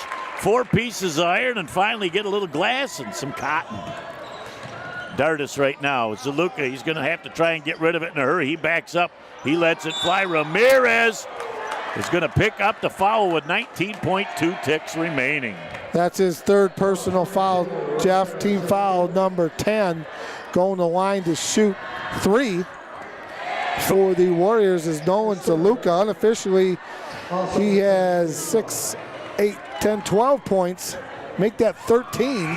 By the coaching staff for Central saying, Elias, just put your hands straight up in the air. Yep. Don't reach in. Yep. You had good defense. Yeah, this is one player you don't want at the free throw line if you're Central because he is automatic at the line. That's a good-looking shot right there by that young man. One more free throw. That's point 14. We'll bring this down into a 2-possession game if this free throw goes. Tell you, that's clutch. Getting up there, shooting those 3 free throws. It's 52-45. Boy, another lane violation by Western. So that point does not count. That's about the second or third one that official has called tonight. Ramirez into the front court. Look at him just slicing and dicing his way around the defense. And now Keyser comes out, but Ramirez was able to gobble up 7.5 seconds off of that clock. That's good foul by Keyser. 12.1 seconds to go, 52-45. Central with the lead. At the line is Ramirez. First one is good. Second free throw attempt forthcoming with 12.1 ticks left, 53-45. Central up by 8 pending the second free throw. It's a 9-point Central lead. There's not enough seconds left in this game for Western. Unofficially 22 for Ramirez, Jeff. Look at Marcoux up at the top. And look at, he does a little dribbling of his own. And with 3 seconds, 2 seconds, 1 and 0, that's all there is. There isn't any more. The final score in our ball game, Central 54, Western 45. We'll come back with a post-game show right after this on Bay County TV.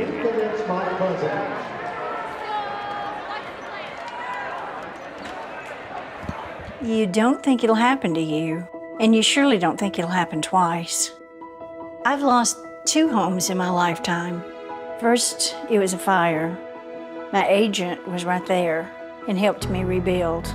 Then the tornado hit and destroyed everything again. Both times, my independent agent and auto owners took care of me like someone takes care of family. For whatever lies ahead, we're always there. Auto Owners Insurance. Plum Harris Insurance Agency in Bay City is your local independent auto owners insurance agency. Stop by our office at 706 South Euclid or give us a call to see how we can help with your home, life, auto, and business insurance needs. Back here with the post-game show on Bay County TV. Jeff Doden and Mike Wasdala along with you. We expected a great game, and we were not disappointed. Yeah, that was a lot of fun, Jeff. Both teams played hard. They both played well on both ends of the floor. Central was solid on offense and defense, and so was Western. And it just came down to the end. Central made a few more baskets, a few more free throws. Well, I tell you, when you look around on the floor and you see the youth of both of these teams, the future looks bright. It really is bright, Jeff. And what I liked about it, the kids played hard. They gave every effort. They were on the floor. The strawberries were coming out from the screeching on the floor. And it was a fun game to watch. And take your hat off to Western. They were down 12 and got themselves right back in this game with that beautiful 9-0 run. Yeah, they got it down to 3, and they made a great ball game out of it. But I just love the way Devon coaches because he just keeps pushing buttons until he finds that right combination. Ramirez, really a breakout game for him. He has not scored in bunches this year. And how about the Marcoux kid? Well, Marcoux comes off the bench, Jeff, and contributes 19 points. Ramirez gets 22, which is expected. That's pretty much what he does. But coming off the bench for that young man who's only a sophomore, getting 19 inside and then going outside the three-point line, making a lot of three-pointers, that was huge for Coach Gilliam and his squad. 2 young players for Western that I was very impressed with tonight, Norfleet and Keyser. Really nice. Keyser did a nice job. High scorer was Zaluka. Norfleet did a really nice job, Jeff, underneath, battling underneath there and getting a lot of those tough points underneath the boards. Big Country and Parker Rivard both fun to watch underneath for Western, too. They're going to be all right this year. Yeah, they're going to be fine. They're going to be all right, Jeff. That was a solid performance by the Warriors tonight. But, down the stretch, the Central Wolves made some big shots, made some big free throws. But, it's a lot of fun watching those two teams go at each other. Well, in Central, with all the bigs that they keep coming off the bench with, Devon looks down the bench. He just has so many weapons at his disposal. And he had a good rotation. Look, both of them had a good rotation tonight, Jeff. But the Warriors don't have, they got 8 or 9 players. But Central, they just keep coming at you with these tall, lanky kids that can shoot or they can get down and dirty and do it underneath the basket. Well, this is just a mere sampling of the fun that we're looking forward to this winter with Bay County TV. Of course, tomorrow we're going to be at Pinconning for a little bit of wrestling, and Mike Vincent's going to come along to share his expertise. Well, I hope he doesn't kick me out of my seat, Jeff, but I appreciate Mike taking my spot. And that'll be the last event we have before the holidays, but come back January, we've got a full slate of basketball for both boys and girls. It's going to be a great winter sports season. Well, on behalf of the whole crew from Bay County TV, Jeff Doan and Mike Wasdala, Jared and Natalie Doan on the cameras, and Nick Page producing and directing, we want to wish you all a very Merry Christmas and a Happy New Year, as with one broadcast left tomorrow and then a full slate of fun at the start of the year. Yeah, we want to thank all the sponsors, Jeff, and especially thank the booster clubs at both Central and Western, and all the booster clubs, the superintendent, Dr. Bigelow. We couldn't do it without him. We just love being out here and seeing a lot of familiar faces and chewing the fat with a lot of people. It was a lot of fun, but you're right. Happy holidays to everybody. Always a pleasure to be by your side, Coach. I'm finally starting to learn a few things from you. It's about time. But after all these years, I'm starting to get a little smarter. Well, it's always a pleasure to sit next to you, Jeff, and you do a great job with the play-by-play, and I enjoy being your sidekick and being right there with you. You have a happy holiday too, brother. Well, to you and yours as well. We wish you family a very, very Merry Christmas as well. Yeah, thank you very much, and we'll do it again in the new year. That about puts the wraps on our activities for tonight. Have a great night, and we'll talk to you soon. We'll see you next time.